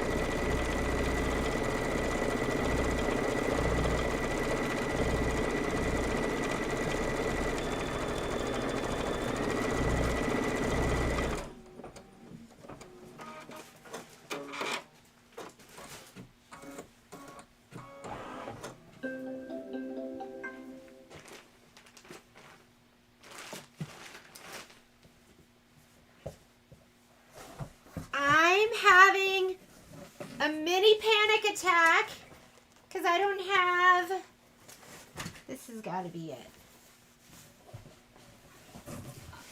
I don't have any more muslin here. And I'm looking for a piece that's going to be big enough. Hang on. This, I need 14 and a half. That's 14. Okay. I have this. We can use this. That'll work. I have tons of 12-inch pieces, 10 and a half inch pieces. I have a 13-inch, which I have no idea. That maybe was a miscut. Because I do that. Wait, what's this? This looks good. Oh, phew. I think this is it.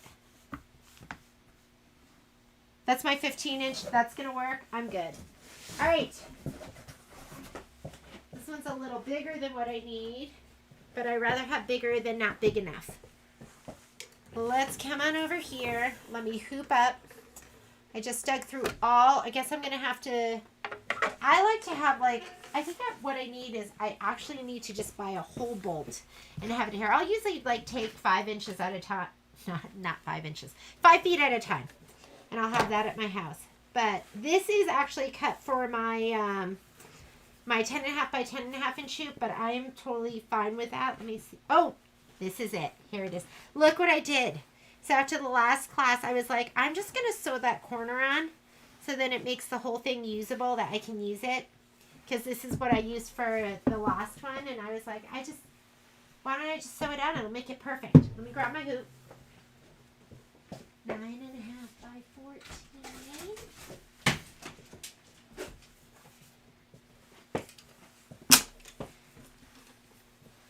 It's total Frankenstein sewn together. I just did a zigzag stitch and I wasn't even worried about it like looking great. So I'm going to let me put this on. Okay, don't let me forget. I'm going to cut for our kits, we'll just cut them 6 inches and then you'll have plenty. If it shrinks, you'll have plenty. If you want to cut your bitty blocks bigger, you'll have plenty.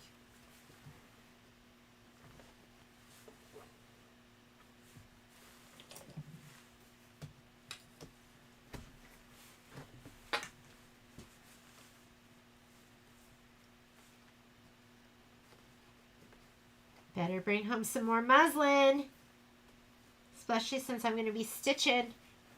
Next week we're going to do Life is Better in Full Bloom. All right, here we go. There are my bitty blocks. I'm going to put those over here to the side. Let's go ahead and scoot this in. And then as far as fabric is concerned, this is what you should have prepped. You're going to have your fabric. Mine, I ran out of the little dot on dot, so I'm using a swirl. And then you should have your batting.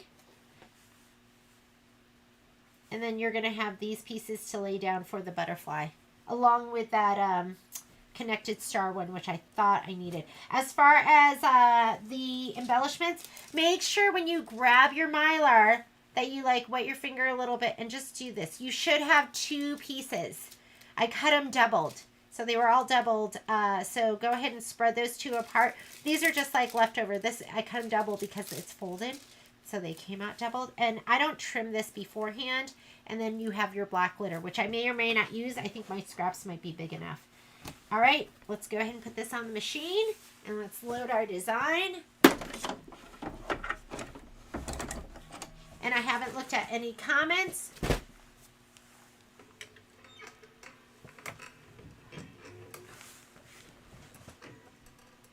Put 1 piece in all the bitties. Cindy, that's a great idea. Like, why am I doing this? Why don't we? You're so right. That's what we should do in our instructions. Is we should just take it and put 1 big piece of fabric. So what if you didn't cut this down, right? And then you trimmed them later. You could just fussy cut them.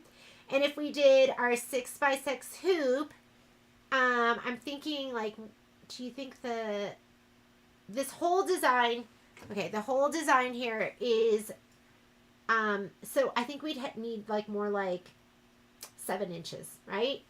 If we had 7 inches of fabric, like, so when we go to cut our bitty blocks, maybe what I'll do is our scrap piece will be 7, don't you think? 7 inches.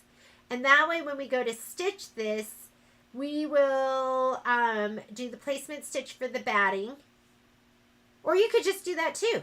Well, no, you want to trim that, right? Okay, placement stitch for the batting, and then just plop down one big piece of fabric here, and then stitch these, and then trim them out to 2.5 inches. Cindy, I like that. I think I'm going to try and remember that for the next one. I think I like that so much more. And I'm just thinking, if we did it 6, we could do it 6 inches too, and just a butt. We should do that. Maybe that's what we do. 6 inches, 5x7 hoop, around that. I'm going to think about it. And I know people do that with their border strips. Was it you, Cindy, that sent me those pictures? And I was like, that is great too. But I just can't, I couldn't bring myself to do that. I don't know why. It's like, do I put down the whole batting? And anyhow, we are now on to, let me grab my spreadsheet. This is why I love stitching with you guys. Just really enjoy it because I love like, I just love it. I just love it. Where's my book? Cuties book. What happened to it? Oh, here it is. And my pieces too. Okay. We are going to go to all a flutter. So our design is going to be, the quilt design is butterfly triangle May. So let's go ahead and put that in. And we are going to like look at our directions and make sure that we're doing everything right.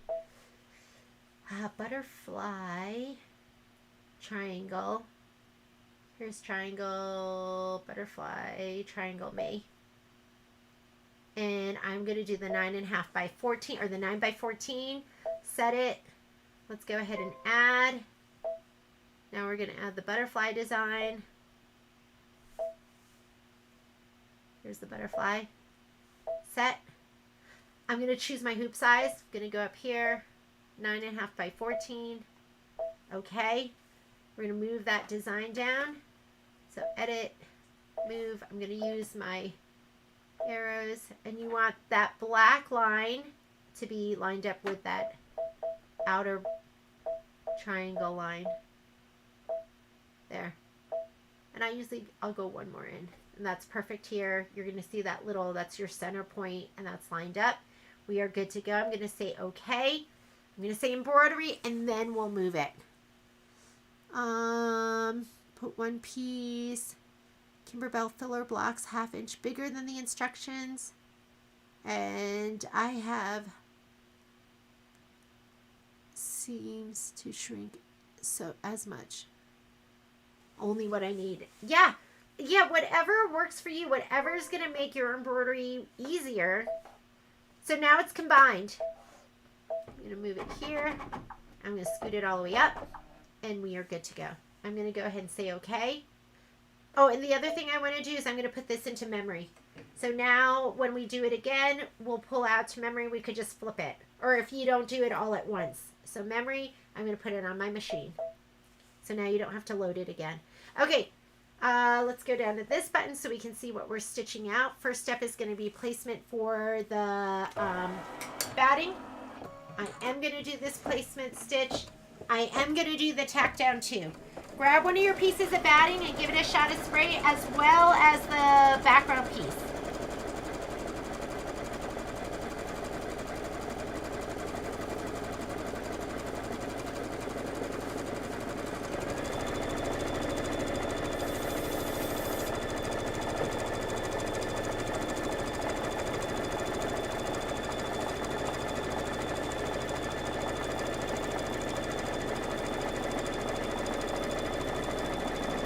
You know, I'm going to take out the Tide water, but I am going to leave a color that I can see just to make it easier for when I'm going to trim. So I'm going to take this out now. And how about I just put in, I love this color, which is what, coin? Like a nice light gray.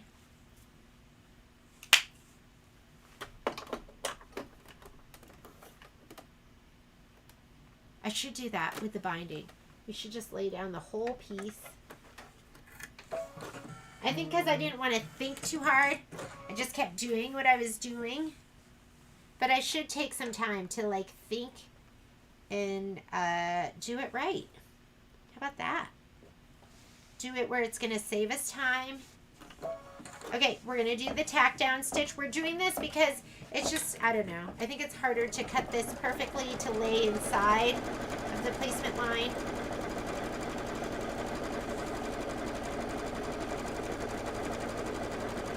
Yes, I looked at that and I was like, okay, so how do I do that? How do I cut down my fabric and all of that? But I think that's all fantastic. I just have to do it one time so it makes sense in my head. I'll start with the bitty blocks and I can wrap my head around it. I'm just going to stop. I don't need that whole tack down again. I'm just going to cut it. Let's trim it. I'm going to go ahead and fast forward to the next step so I don't forget. That's going to be placement for the background fabric, which we don't need, but we're going to do tack down for the background. And so I'm set up to go, but I'm going to go ahead and trim this. Whoops. Wrong snips. I want these.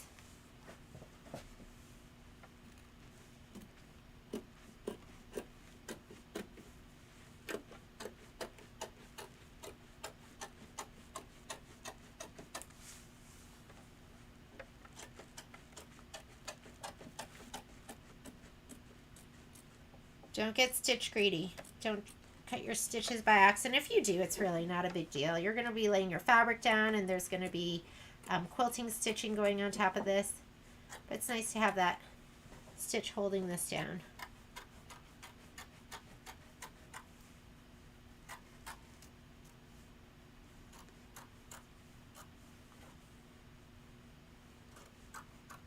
I can't believe Poppy was crawling in the bag with my batting.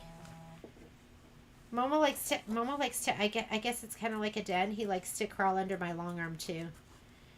And when he was a puppy, he would chew through the back. I was like, you gotta be kidding me. He like chewed through, it was probably like 3 turns of the batting.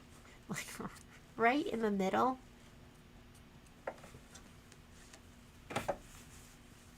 You just know when you have a puppy, you're going to have some damage. Okay, I'm going to lay down. Let me spray my piece first. I didn't spray it yet. Let me spray it, and then we'll lay that down the, woo! That was pretty aggressive. Okay, I'm going to lay this down. So this I cut to, and I still have so much. I cut this down to 12.5 instead of 13.5. This time. I think I'm going to go even smaller next time. Let me slide this on. Do your tack down. Maybe I'll just keep it 12.5.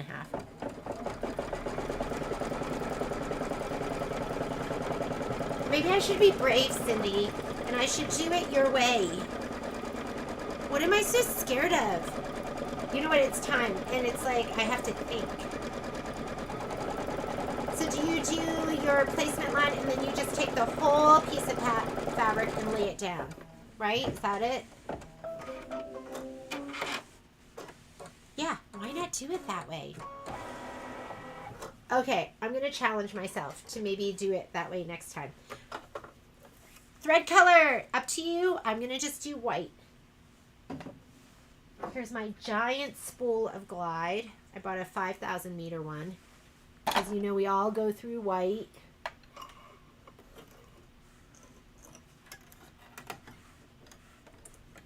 How big do you cut? Do you abut your design?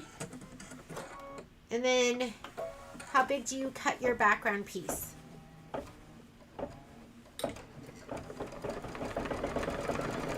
Okay. there's your quilting, and then once we're done with this, we'll get started with the embroidery. As far as thread colors go,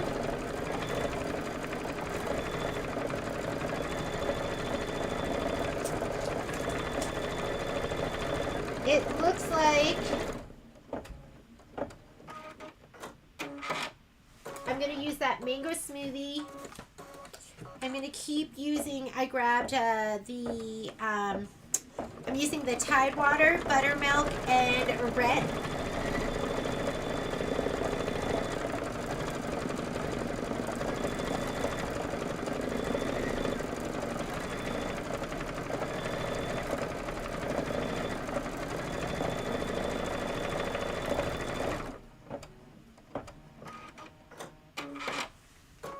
Oh, Cindy, you already did your borders.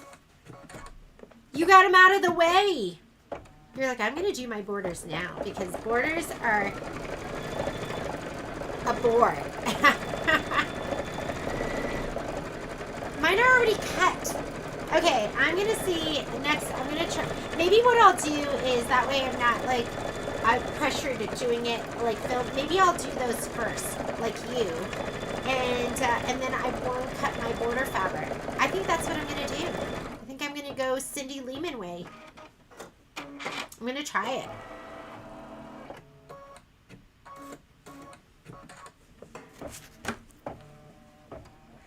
Okay, first color we're going to lay down is going to be the I guess teal. And it's the bigger piece. It's going to be the 3 by 4 inch piece. So let's get that. Maybe we'll just get one of each of these.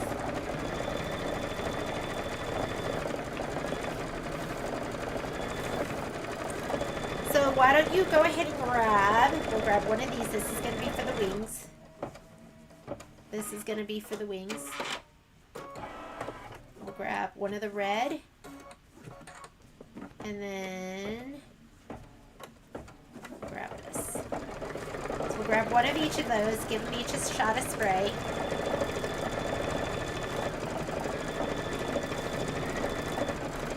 These should all be backed with Shape Flex.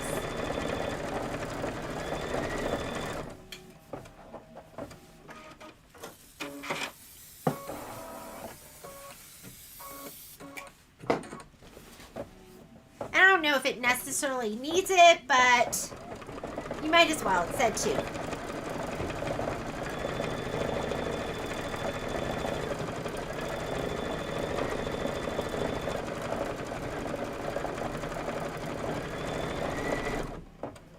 And this is, the butterflies are 30 minutes of stitching. That's the actual stitch count. That doesn't include like doing the applique and laying everything down. So I can see this, I want to say Joanne said they took 45 minutes apiece. Labor of love. But how cute is your table for the holidays? If you've just been laying this out on like one of your tables just to make it look nice and festive.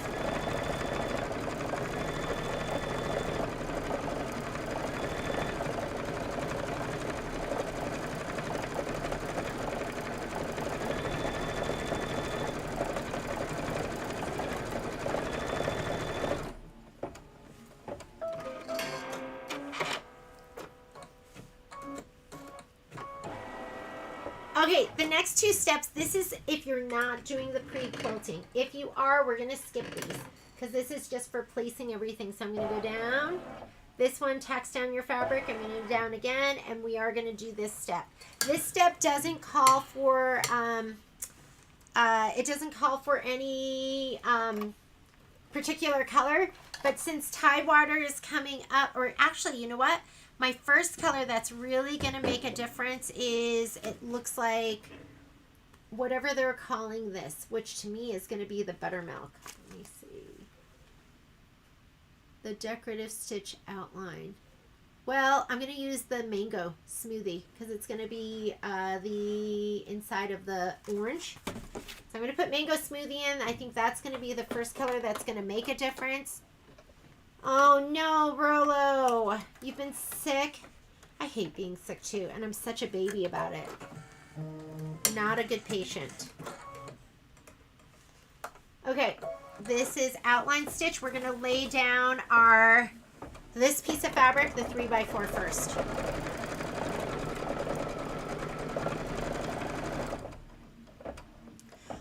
placement down for the batting and then spray that in place. Are you cutting your batting to size, or are you putting down the whole big piece of batting?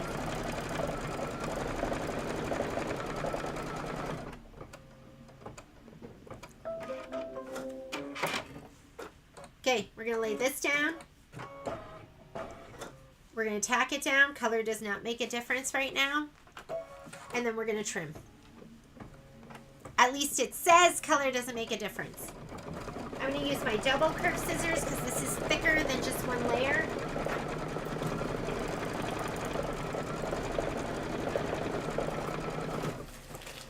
Where are you, double curved?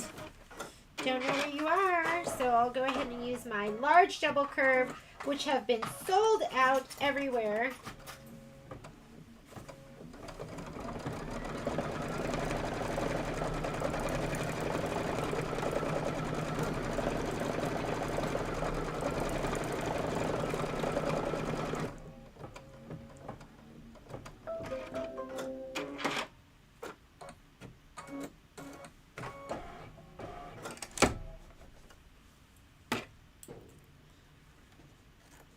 What I love about these is they're hefty. Like, they're just strong. They do the job. They're the mama double curved.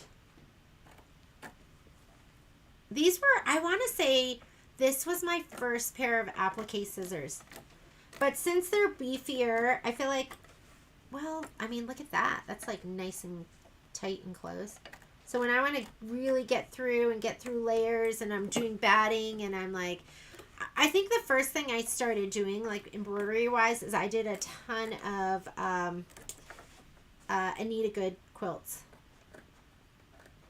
I like having the other pair too, like if I need something like a sharper point or I need to get into something.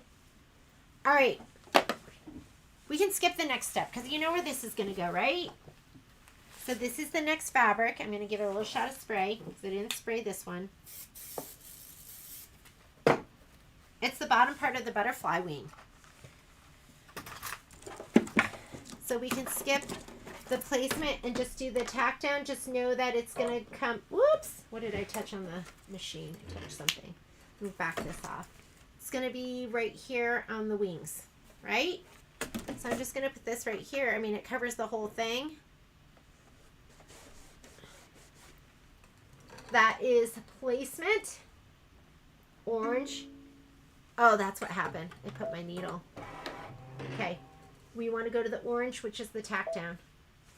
There we go. And if it makes you uncomfortable skipping steps, don't skip them. Just do them. It's okay. Maybe it confuses you. I totally get it. Don't do it then. Do what's going to be best for your brain that makes it easier for you to think.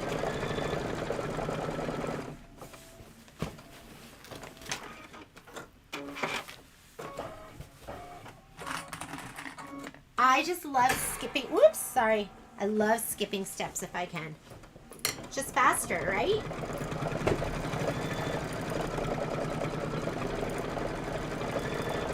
After this, we're going to go ahead and we're going to trim that, and then it's going to do the decorative outline. So you want to get this nice and close. These are going to be the Kimberbell decorative outline. Like the other butterfly wings, that's going to be a satin stitch. So this one you need to make sure you get nice and close. I had a second pair of these. And I just found them. I know they're my second pair because I have, I think I don't know if you've heard of the brand. It's Johnny Was, but I have all these tassels and I put them on the tops of them. This one doesn't have them, so these must be my newer pair.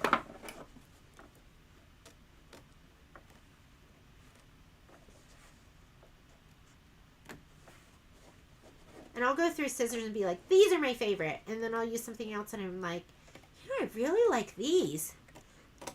There's probably, I'd say 5 pairs I'd say you have to, I have to have. But there's other scissors that other people love that they have to have. Okay, do your pretty decorative outline stitch. For me, have to haves would be both of these in both sizes. This is the 4.5 and this is the 6-inch. Have to have those. Snips with a hook. And we have these, I just ordered some Famori ones. These are the OESD ones. This to me is a have to have. This is like trimming your jump threads. Do you have any jump threads that need to be trimmed? Anyways, I have to have these. Snips, curved snips, have to have. And I have a pair of Famori ones. I think I have 2 pair of Famori ones, and then I also have a pair of Havel ones, which I have to have. Oh my goodness. Curved straight, have to have. Because sometimes when you're trimming and you want to go around something, if you trim around it and you're not going right to the stitch, you're trimming it as desired, it trims like it curves it because the scissors. So you have to have a curved straight pair. That curve gets you over the edge of the hoop, and then you can, trim it like you want to trim it. So where are we at right now? Right now I'm at 1, 2, 3, 4, 5. I'm at 5 have to haves. Okay, what else?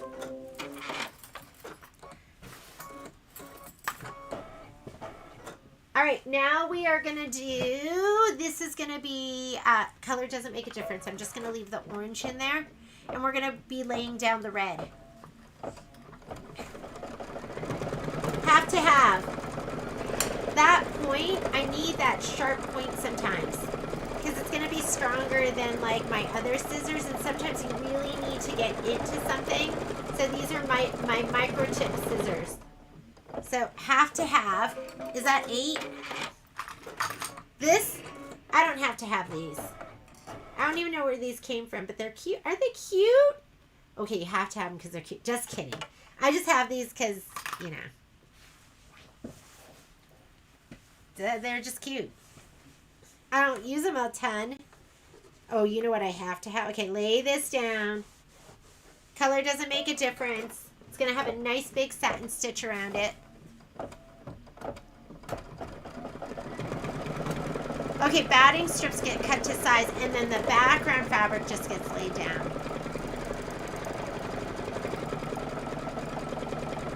My pearly... Oh, yeah. Have fun at the dentist. Okay. This is have to have. For me, I use this size a lot. I don't use my big ones all the time, but this size I love. Mine are the Ginger ones, but these are probably 12 years old, and they don't make, the ones they make now aren't the same. So I just got the Kai ones, which are the same size blade, and I love them. So but just scissors this size, I think. Just a straight pair of scissors this size. I love them. So I have my Gingers and my Kais. Have to have. All right, trim this out. I'm going to trim the outside.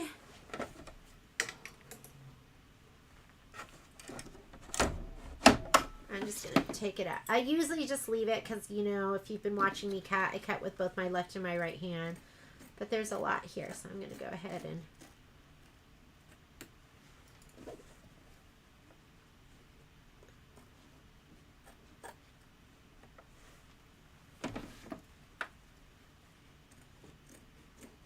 I'm excited to finish up my orange peels. I love doing orange peels.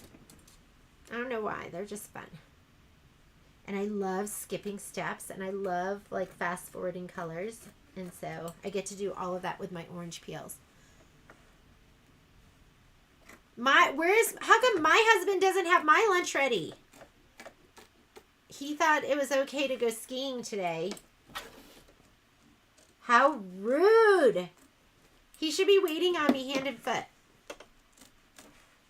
I offered to make him coffee this morning, so if he says I never do it, I do. Ladies, I know you have great husbands, but mine is one of the best ever. I'm so lucky. All right, now we're going to do the white. So just go ahead. Color does make a difference, they say. Hang on. They want white. So I'm going to go ahead and put my foot up. Let me yank that out. It did 2 stitches. I can just yank it out. It does want you to have white in. So if it tells me color's going to make a difference, I'm going to believe them. Is this just beautiful, this butterfly? I'm super excited to do Life is Better in Full Bloom because I'm excited to use new Kimberbell fabrics. I need some variety.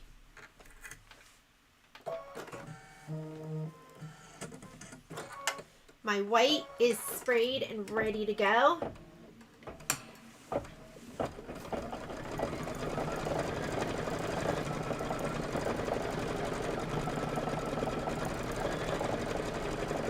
Part of me goes, I think I need to lay it down, trim it, lay it down, trim it, and then I could do like 2 butterflies with this piece of fabric.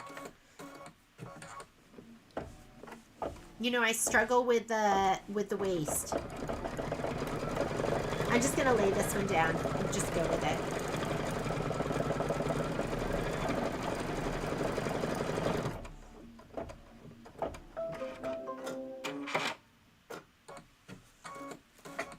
I'm scared I'm gonna miss it.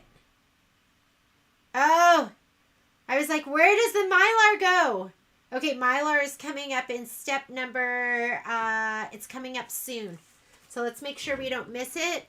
We are doing, what we just did was this step right here, step 10. Stitch the 4-wing accent 1 placement line, place the 4-wing accent. So we're going to do this. Then we're going to trim it, and then we're going to do Mylar. So Mylar is coming up. Don't want to miss that. I can't help myself. I'm just going to stitch this, and then I'm going to stitch and trim and stitch and trim. I just can't help it.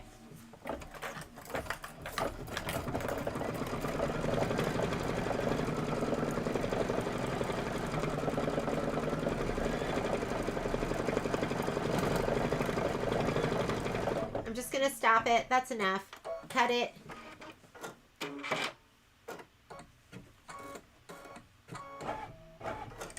I'm going to trim this out. Whoop. Scoot it out of I got rid of my my sewing chair, and I like use a little bench. And sometimes the top doesn't fit the bottom, and it makes me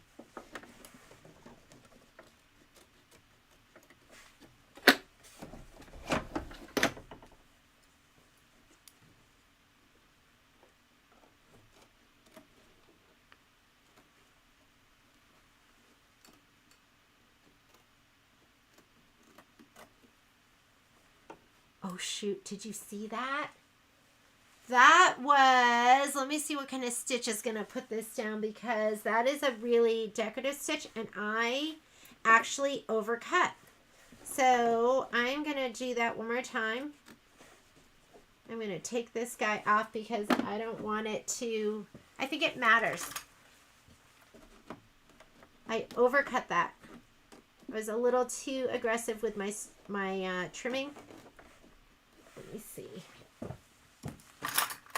I have different seam rippers. Sometimes different ones are better to use in place of other ones. But that was too much. It wouldn't be so long with me if I didn't have to rip something out, but a little too aggressive.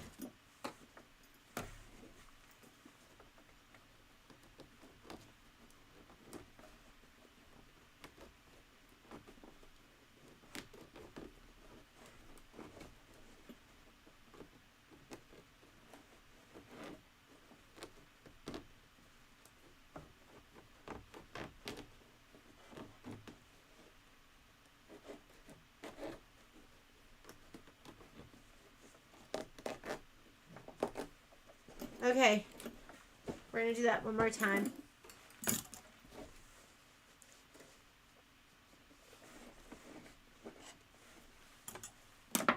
Let me go back to that.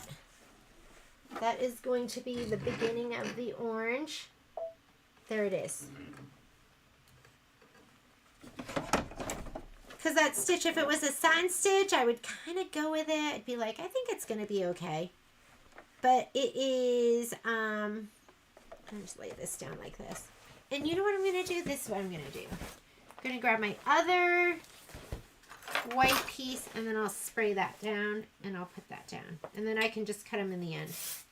And I can have the best of both worlds for what's going to work best for my brain. We'll just do it like that.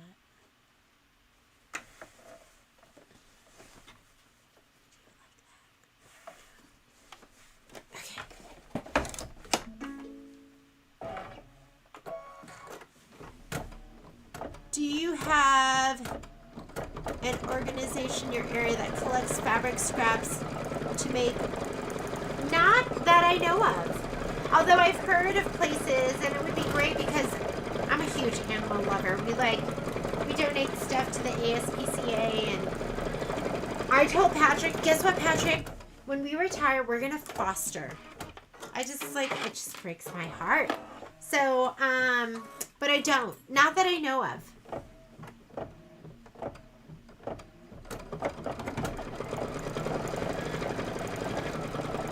I know. I don't know if there's a group that makes dog beds.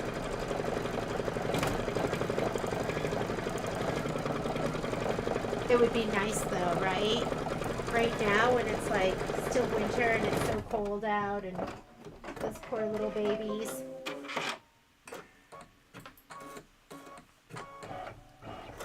Okay, let me put this on my lap this time, and that way I kind of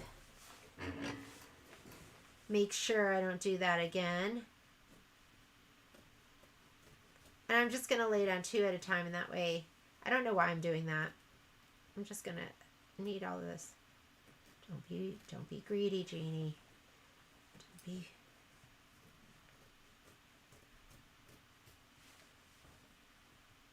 You do want this one close, but not as close as I had it for that last one.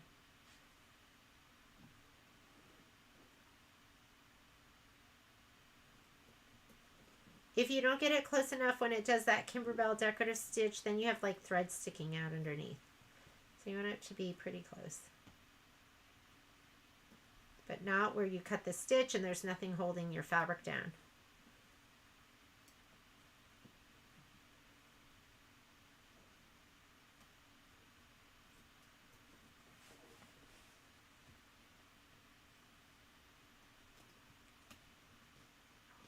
There. That's where I got it last time, so.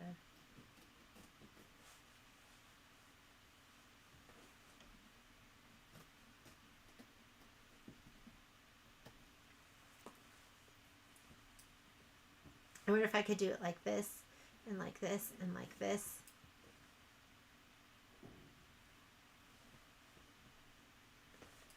But why? What am I going to do with these leftover pieces?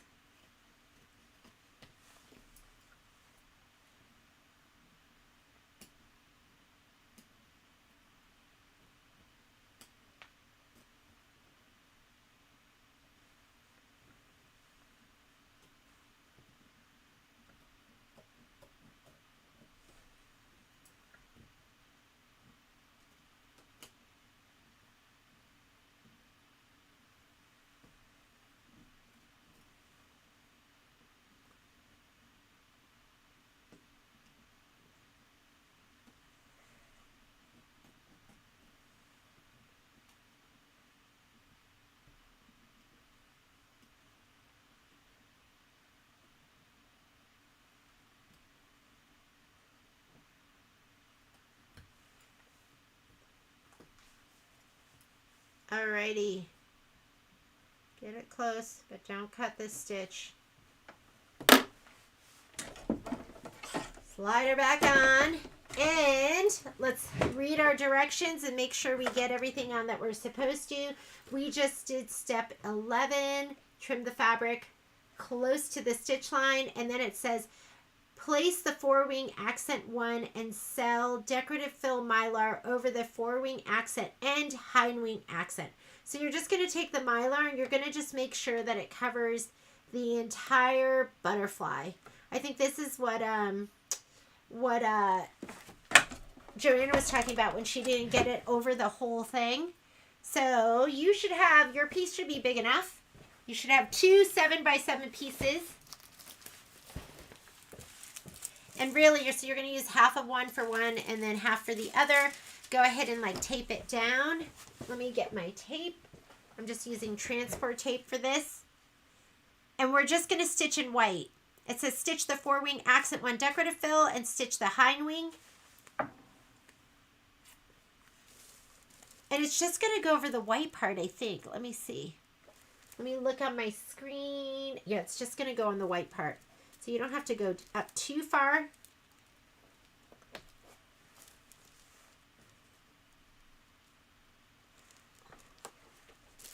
Here we go.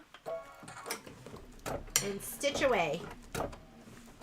I don't know if any of you saw Dana's dragonfly. It's pretty amazing. She put Mylar in the wings.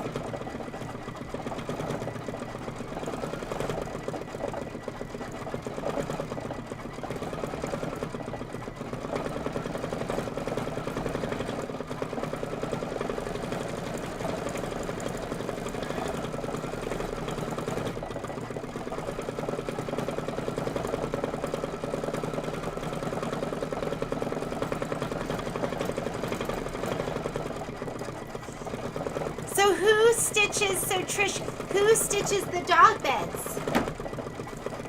Is there, because I'd have no problem like putting a big bin up front and then people could just throw their scraps in there.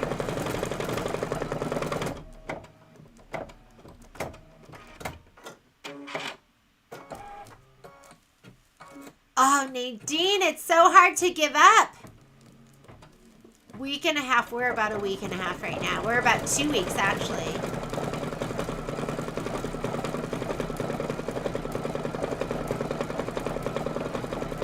I miss Betty.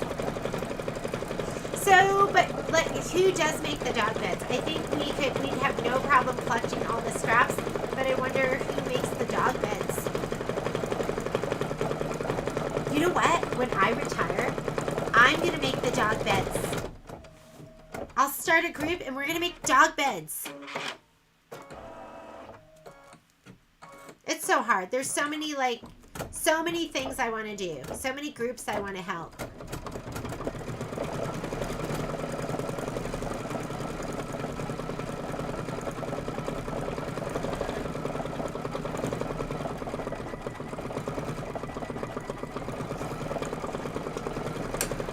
Don't get too excited, Betty. A work in progress. This looks cute. Okay, once we're done with this, we're gonna we're gonna do the hind wings. So we're gonna do the wings down here on the bottom. Then we're gonna tear away our Mylar, and then we're gonna be putting down the yellow fabric. And like I said, some of you have Muse, which is the solid like mustardy yellow, and some of you might have the floral yellow.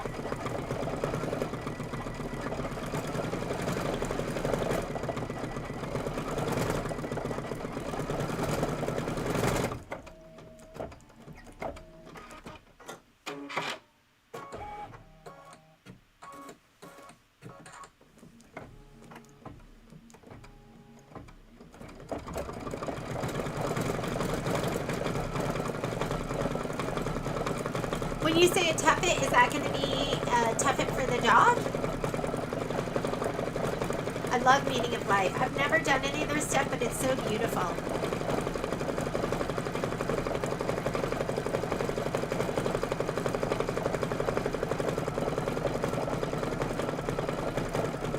After we do this one, we're going to hoop up for another butterfly. Just show you how to like flip it to the other side, flip your design to the other side. And then, I don't know if we'll do the borders right now. Okay, now we're going to do the bottom part.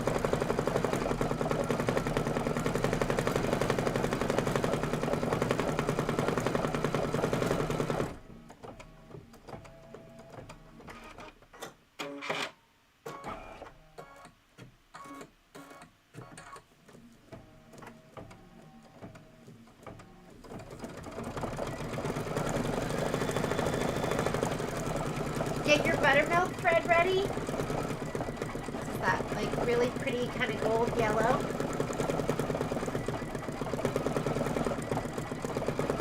I'm going to challenge myself to use this one piece of Mylar for all of my butterflies. I think I can do it.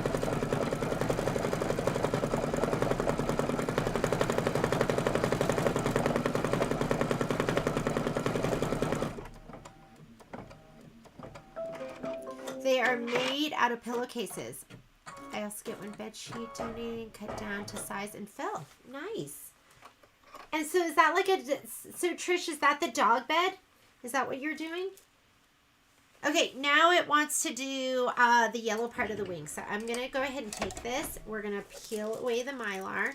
This is transport tape, which is really sticky. You can just keep using it over and over again. I just put it on the edge of my table.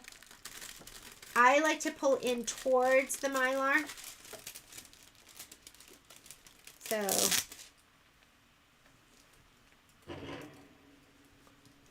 pull in.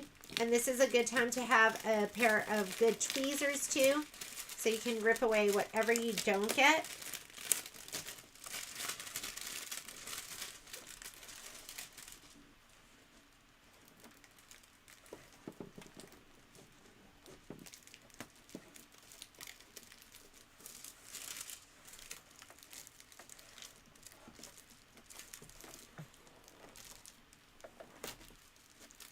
Precision tip tweezers.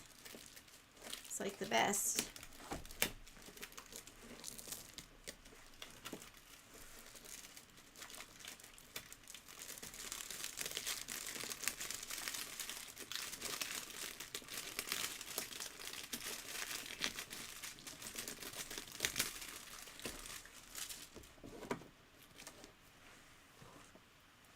It looks amazing. You can just grab your tweezers and get like any of the other pieces that kind of get left behind.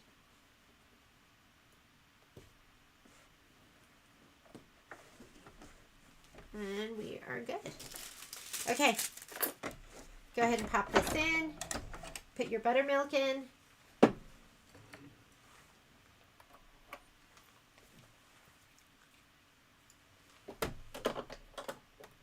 I don't think they're that big. I think for the little kids.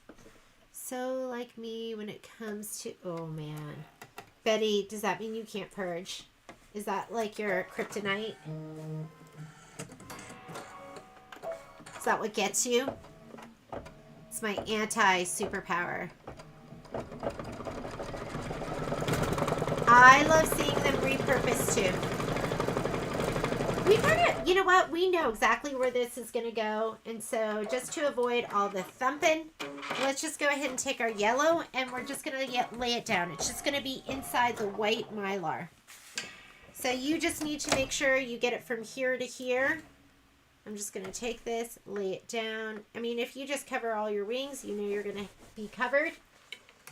We want to do the tack down. Turquoise is placement. Brown, the orange is tack down. Let's go ahead and do our tack down.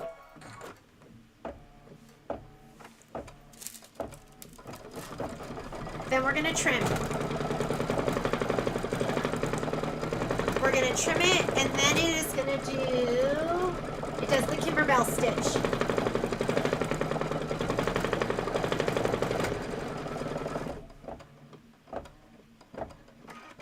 And then we're just going to be satin stitching. We're going to put down some of that, the black glitter.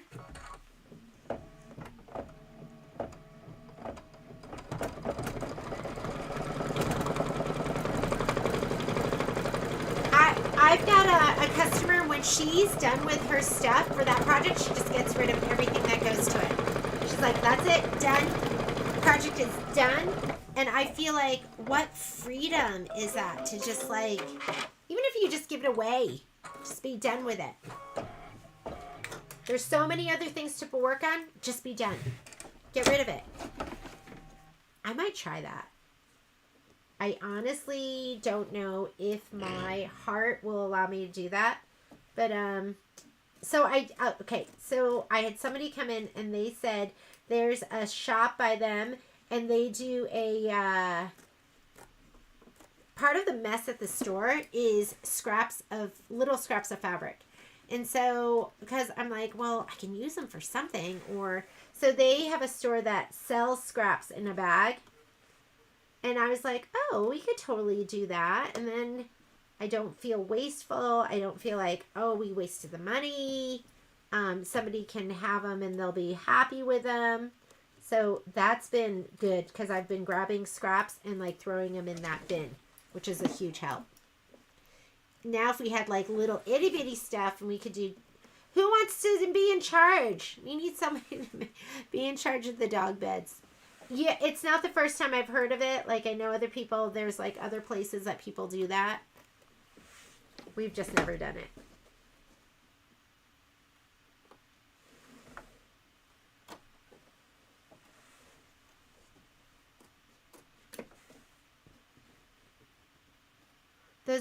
Those doggies need beds. I'm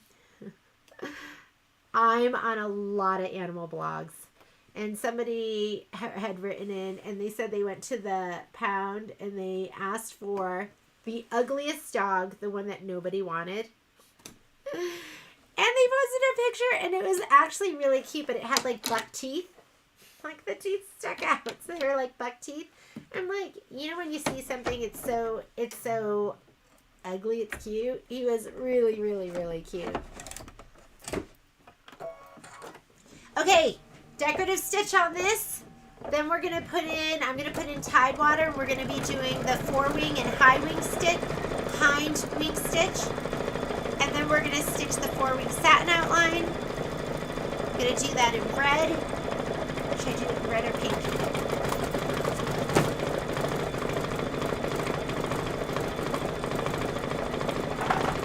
This is wild. I think I'm going to do this. Or I could go. Nope.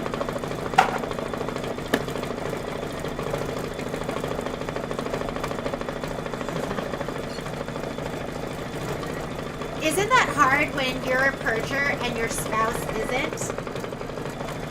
I can't say Patrick is a percher, but he's pretty compact. So I think crafters a lot of us have an issue. Although I've seen some of your sewing rooms and they're immaculate and just beautiful, so I know that you are purging.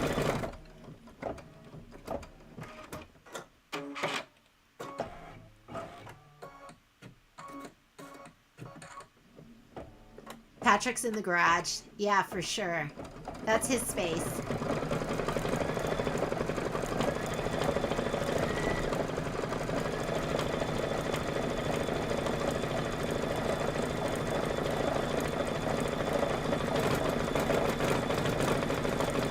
I will put it away later, guy.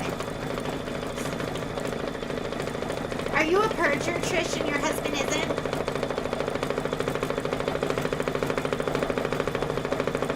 Okay, after you do this, let's go ahead and you are going to put in your Tide Water or whatever color you want to go to use to go around the bottom piece.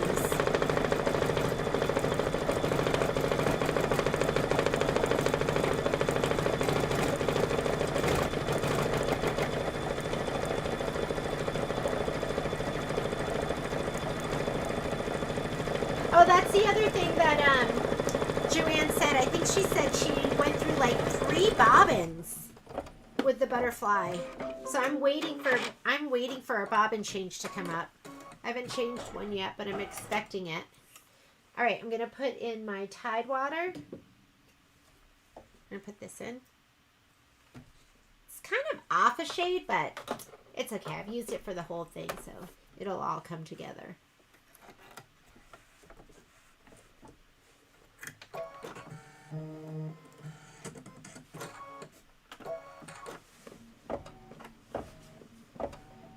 This is 2 minutes of stitching.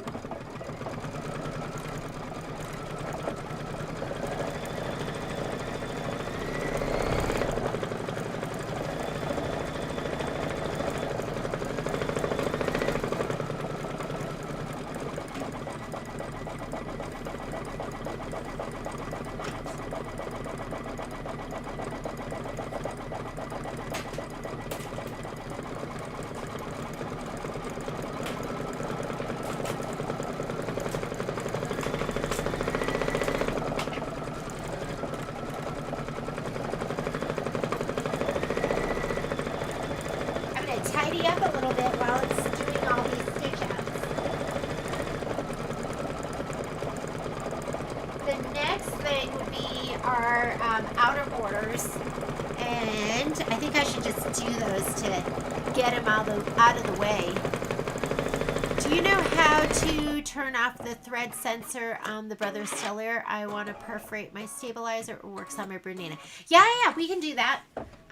You have an upper and lower thread sensor, and it's going to be in your settings. So in between this, we'll go ahead and do that.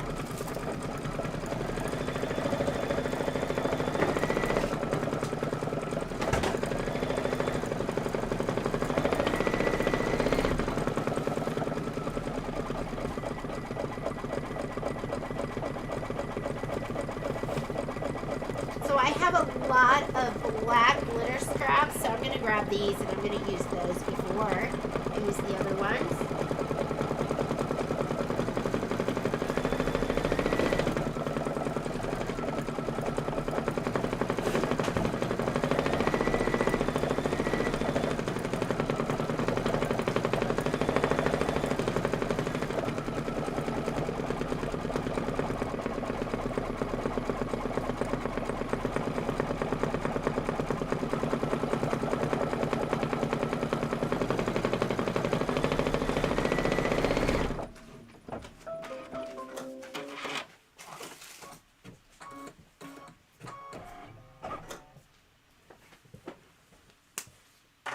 And I'm just going to hit start again, and it's going to do the outline on the bottom of the wings.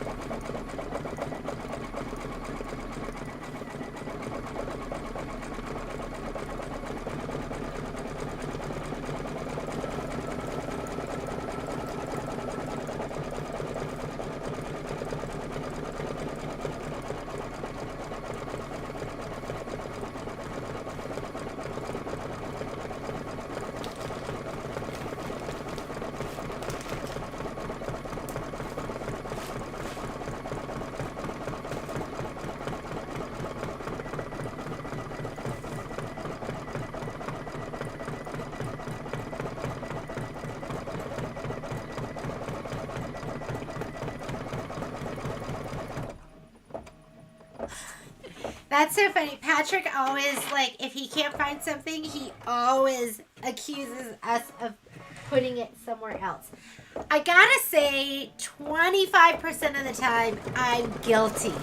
But most of the time, I don't touch his stuff.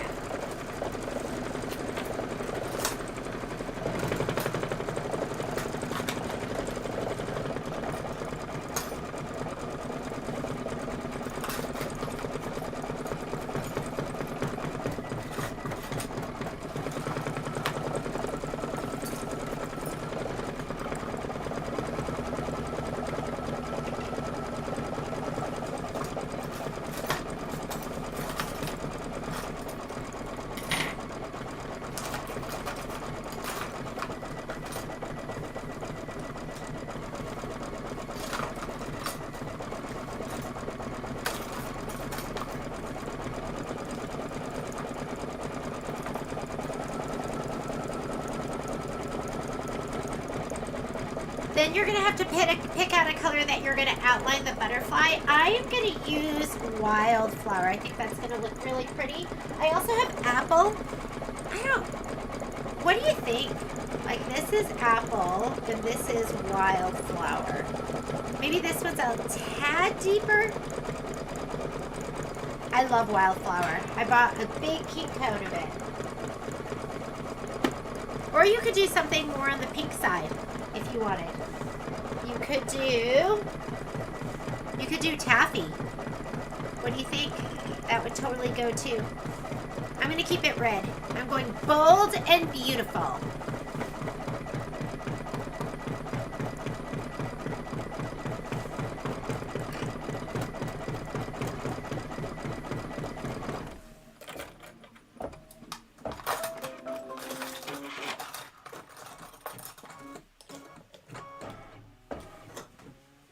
All right, let me take this out. It is 12:32. I am going to run upstairs and see if I can find my stiletto. And I'm going to get ready to do my my border strips. We'll do, I can't remember. We did the border strips in the 10.5. So I am going to rehoop and I'll have the fabric ready to go. I'm going to swap the design so you can see how to, you know, use the same design and just flip it over. So I'll do that, but then we'll do the border strips.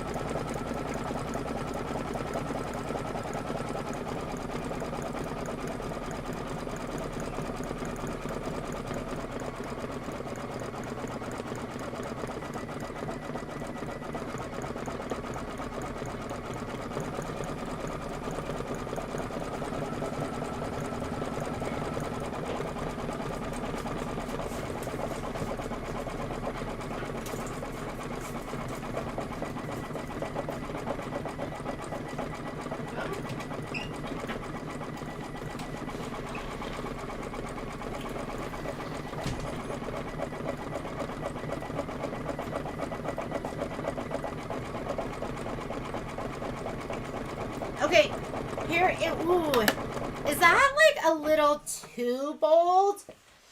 I was upstairs, so I'm looking at it going, I don't know, that might be a little too bright for me. I'm thinking it is. All right, I ran upstairs just to go check on the dogs, but that's a little too much for me. So I am going to, if it was like the Kimberbell decorative stitch, I would not touch it. But this is a big wide satin stitch, and they're pretty easy to take out. Let me cut. I'm going to remove it. And I'm just going to go for the taffy. Because when I look at the picture, I think it is the taffy. This is me making mistakes. I'm just going to run this right through here, and we're going to just take it out. The decorative stitch, like that Kimberbell, the one I call the Kimberbell decorative stitch, I would never take that out. That is way too much of a pain in the butt.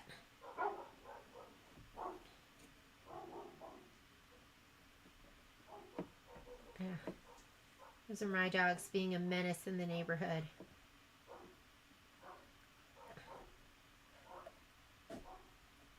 I never had a dog, you know, Huskies don't bark. They talk. And we did have a short hair, and he liked to bark a little bit, but not like these two. So I don't leave them out long.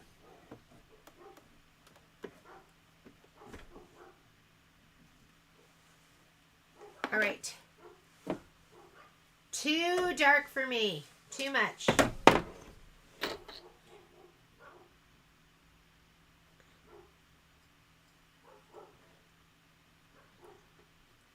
There we go.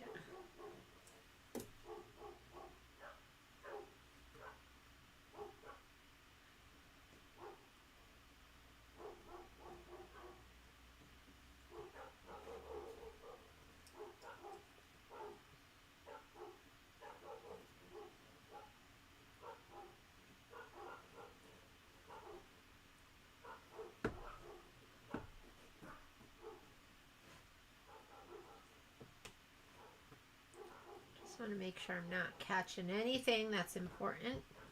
Here we go. Okay, these are like one of my favorite things in the store too, are these. Just because sometimes your fingertips are like not strong. I don't know about you, but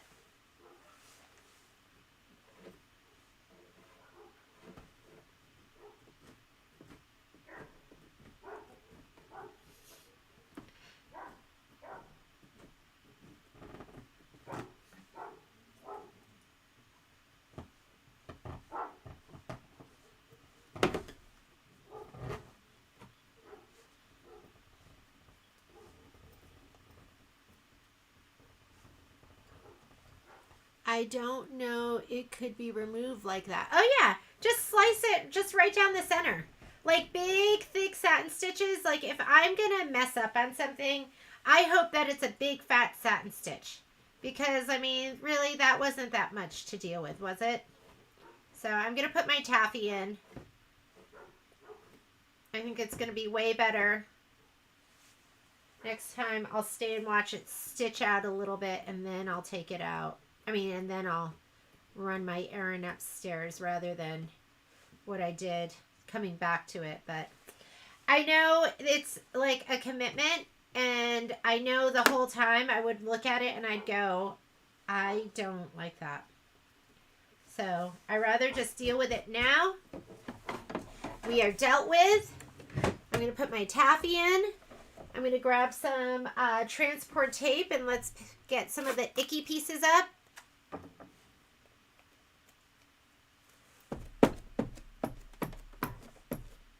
Let's deal with that.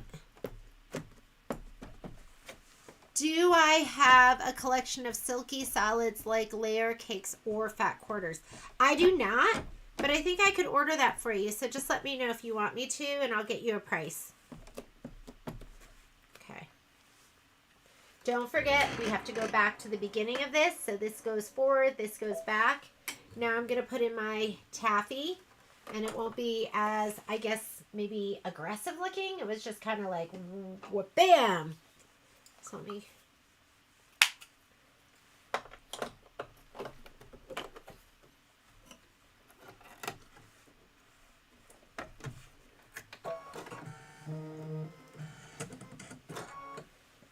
Okay, let's try that again.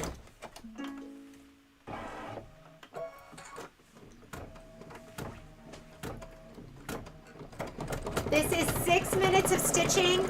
I'm confident this is going to be gorgeous. So I am... Do you have a collection?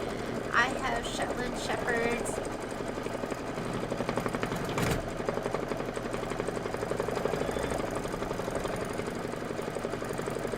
Wow, my husky was pretty quiet. Like, he didn't even talk that much. So, yeah, I guess you could get ones that talked all the time that were too loud. That wouldn't be very good either if they were talking all the time. I'd say these guys are pretty medium. They can be outside and fine, but if anyone's walking by, they're going to start barking. Deanna, will you send me an email, because I don't go back to this feed? Send me an email and I'll get you a price on the layer cake and a fat quarter pack of the silky salads. The issue is I think they've had 3 different groupings of silky salads, so I don't know if you know which one you want. There's been at least, I think there's 3. So yeah, let me know and I'll figure it out for you. I'll give you some pricing and send you some pictures. Okay, that's better. I think I'm better with this than I was the other. I'll be right back and then go grab those big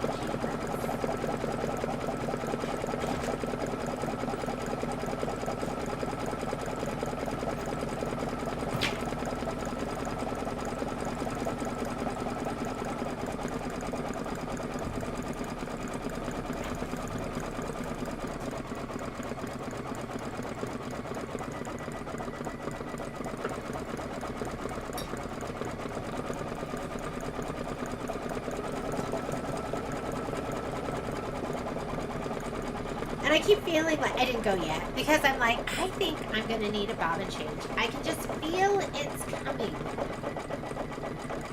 Uh-oh.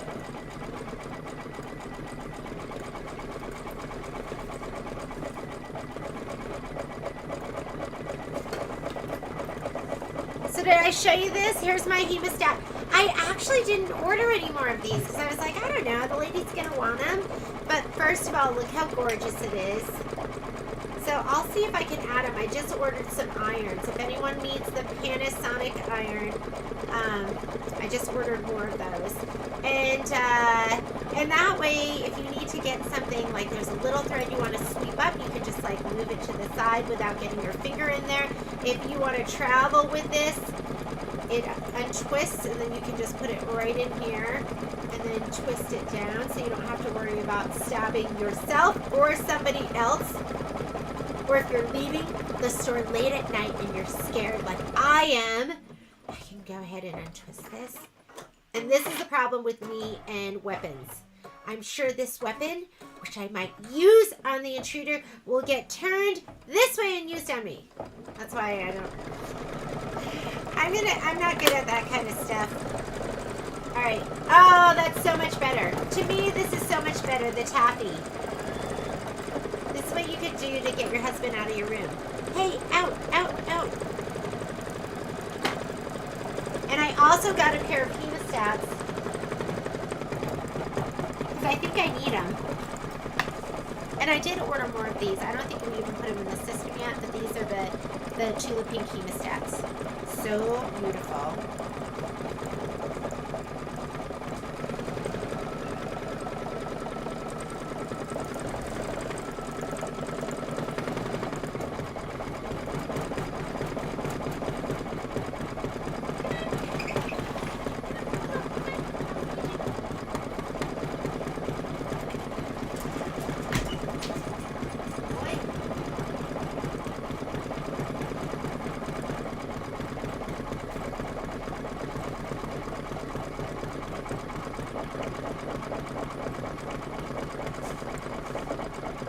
This is really beautiful. So we're going to finish up this butterfly. I think what I'm going to do is finish this up. I am going to,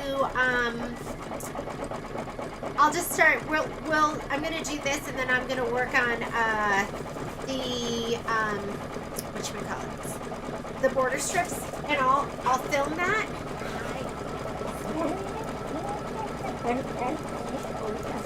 Yes, baby.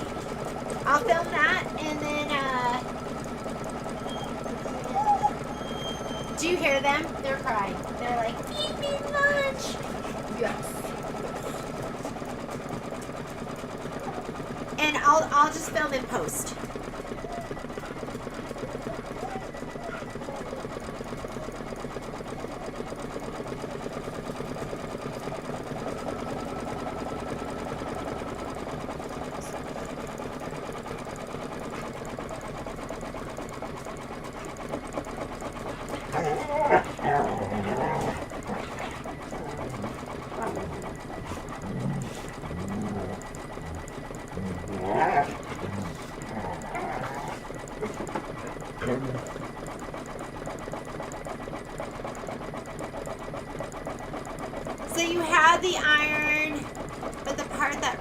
and the base got on the iron. Oh my goodness. Hang on. Sorry. Yes. Okay. Hang on. Let me get you out of here. I'm getting too much puppy love right now, which can be dangerous. So when you say where it rests on the base, are you just talking about the base of the? Did it melt? I've never had that issue or anything. Okay, sorry. Hang on. Nope, this way.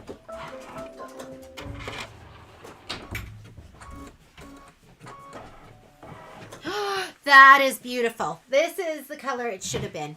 Okay, next color it wants is black. So you can do black, or you could do shadow, that like dark color. I think I'm going to go with shadow. No, I'm going to go with black because we're using black glitter. So let me go ahead and put my black in. We are really close to being done. We're like 600 stitches away.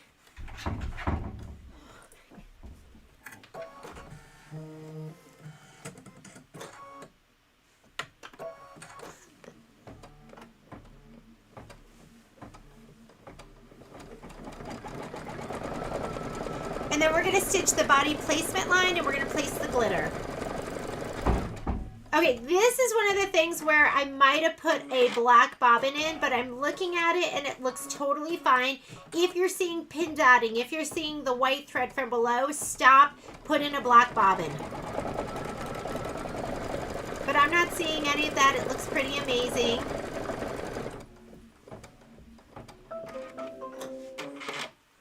Now it wants the placement stitch for the body, for the glitter. Go ahead and stitch that out.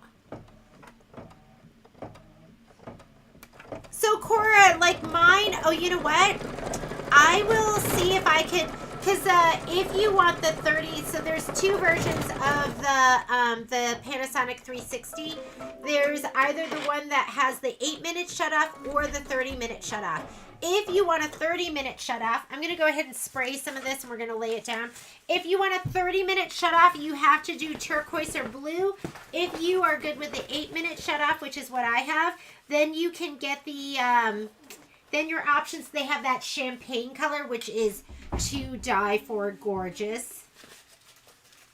Do you hear them? They're like banging on my door, demanding to be let in.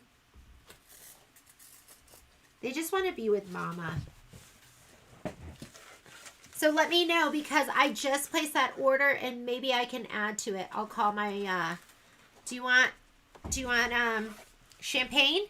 Champagne I can get you, but it's an 8-minute shut off. But let me know right now so I can reach out to them. Okay, no barking. You gotta lay down. Go lay down. This is, it says trim the glitter as desired, which means you're going to use your straight curved scissors and heat up your iron because we're going to go ahead and we're going to press it down once it's trimmed. I'm going to get straight curved. Remember, those were like half to halves. No thread. Out. I feel like I have a 2-year-old with teeth. That's really fast and can run faster than me. That's what I feel like Poppy is. Momo's pretty good in my sewing room at this point. He doesn't really cause any trouble, although his thing was, which, oh my goodness, gave me a heart attack. He used to like to pull pins out of my pincushion, and that was like so terrifying, but he doesn't do that anymore.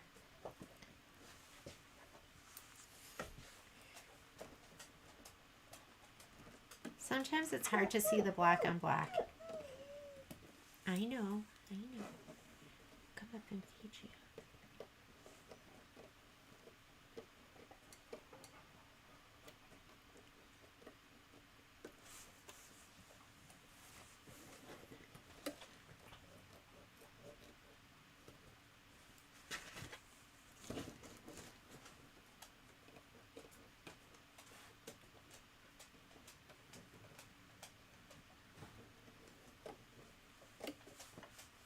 I just don't like any sharp corners.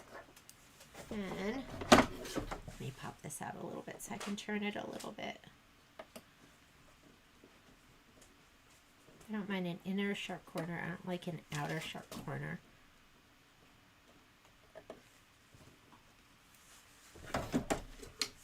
I hear something very suspicious, which sounds like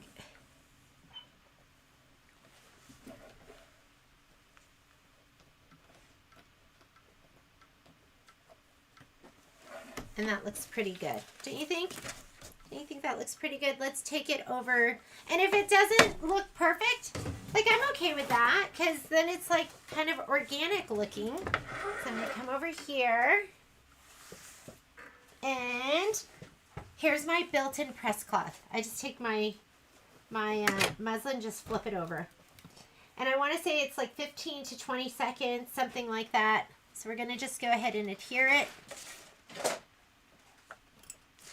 Stitch the trimming guidelines, and then we're done.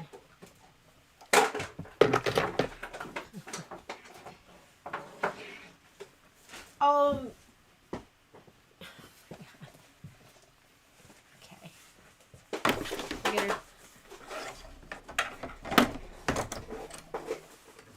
Okay, trim guidelines.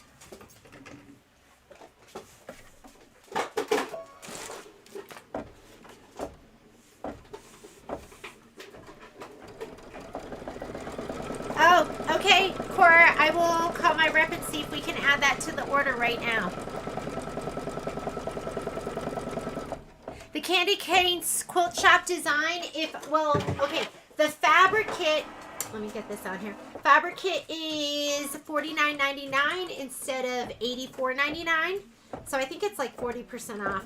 And if you want the design, just the design in the embellishment kit, just put it in your notes that you want the 15% sew along discount.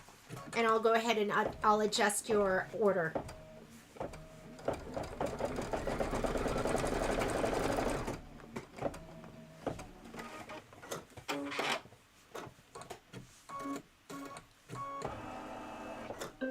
And we are done. 1 butterfly down, 3 to go.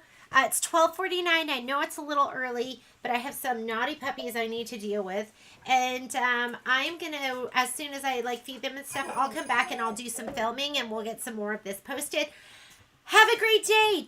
Next week, we're going to start Life is Better in Full Bloom. If you need the kit, let me know. We still have them at the store. We'll get them shipped out to you. And I'll see you on the live feed tomorrow. Bye.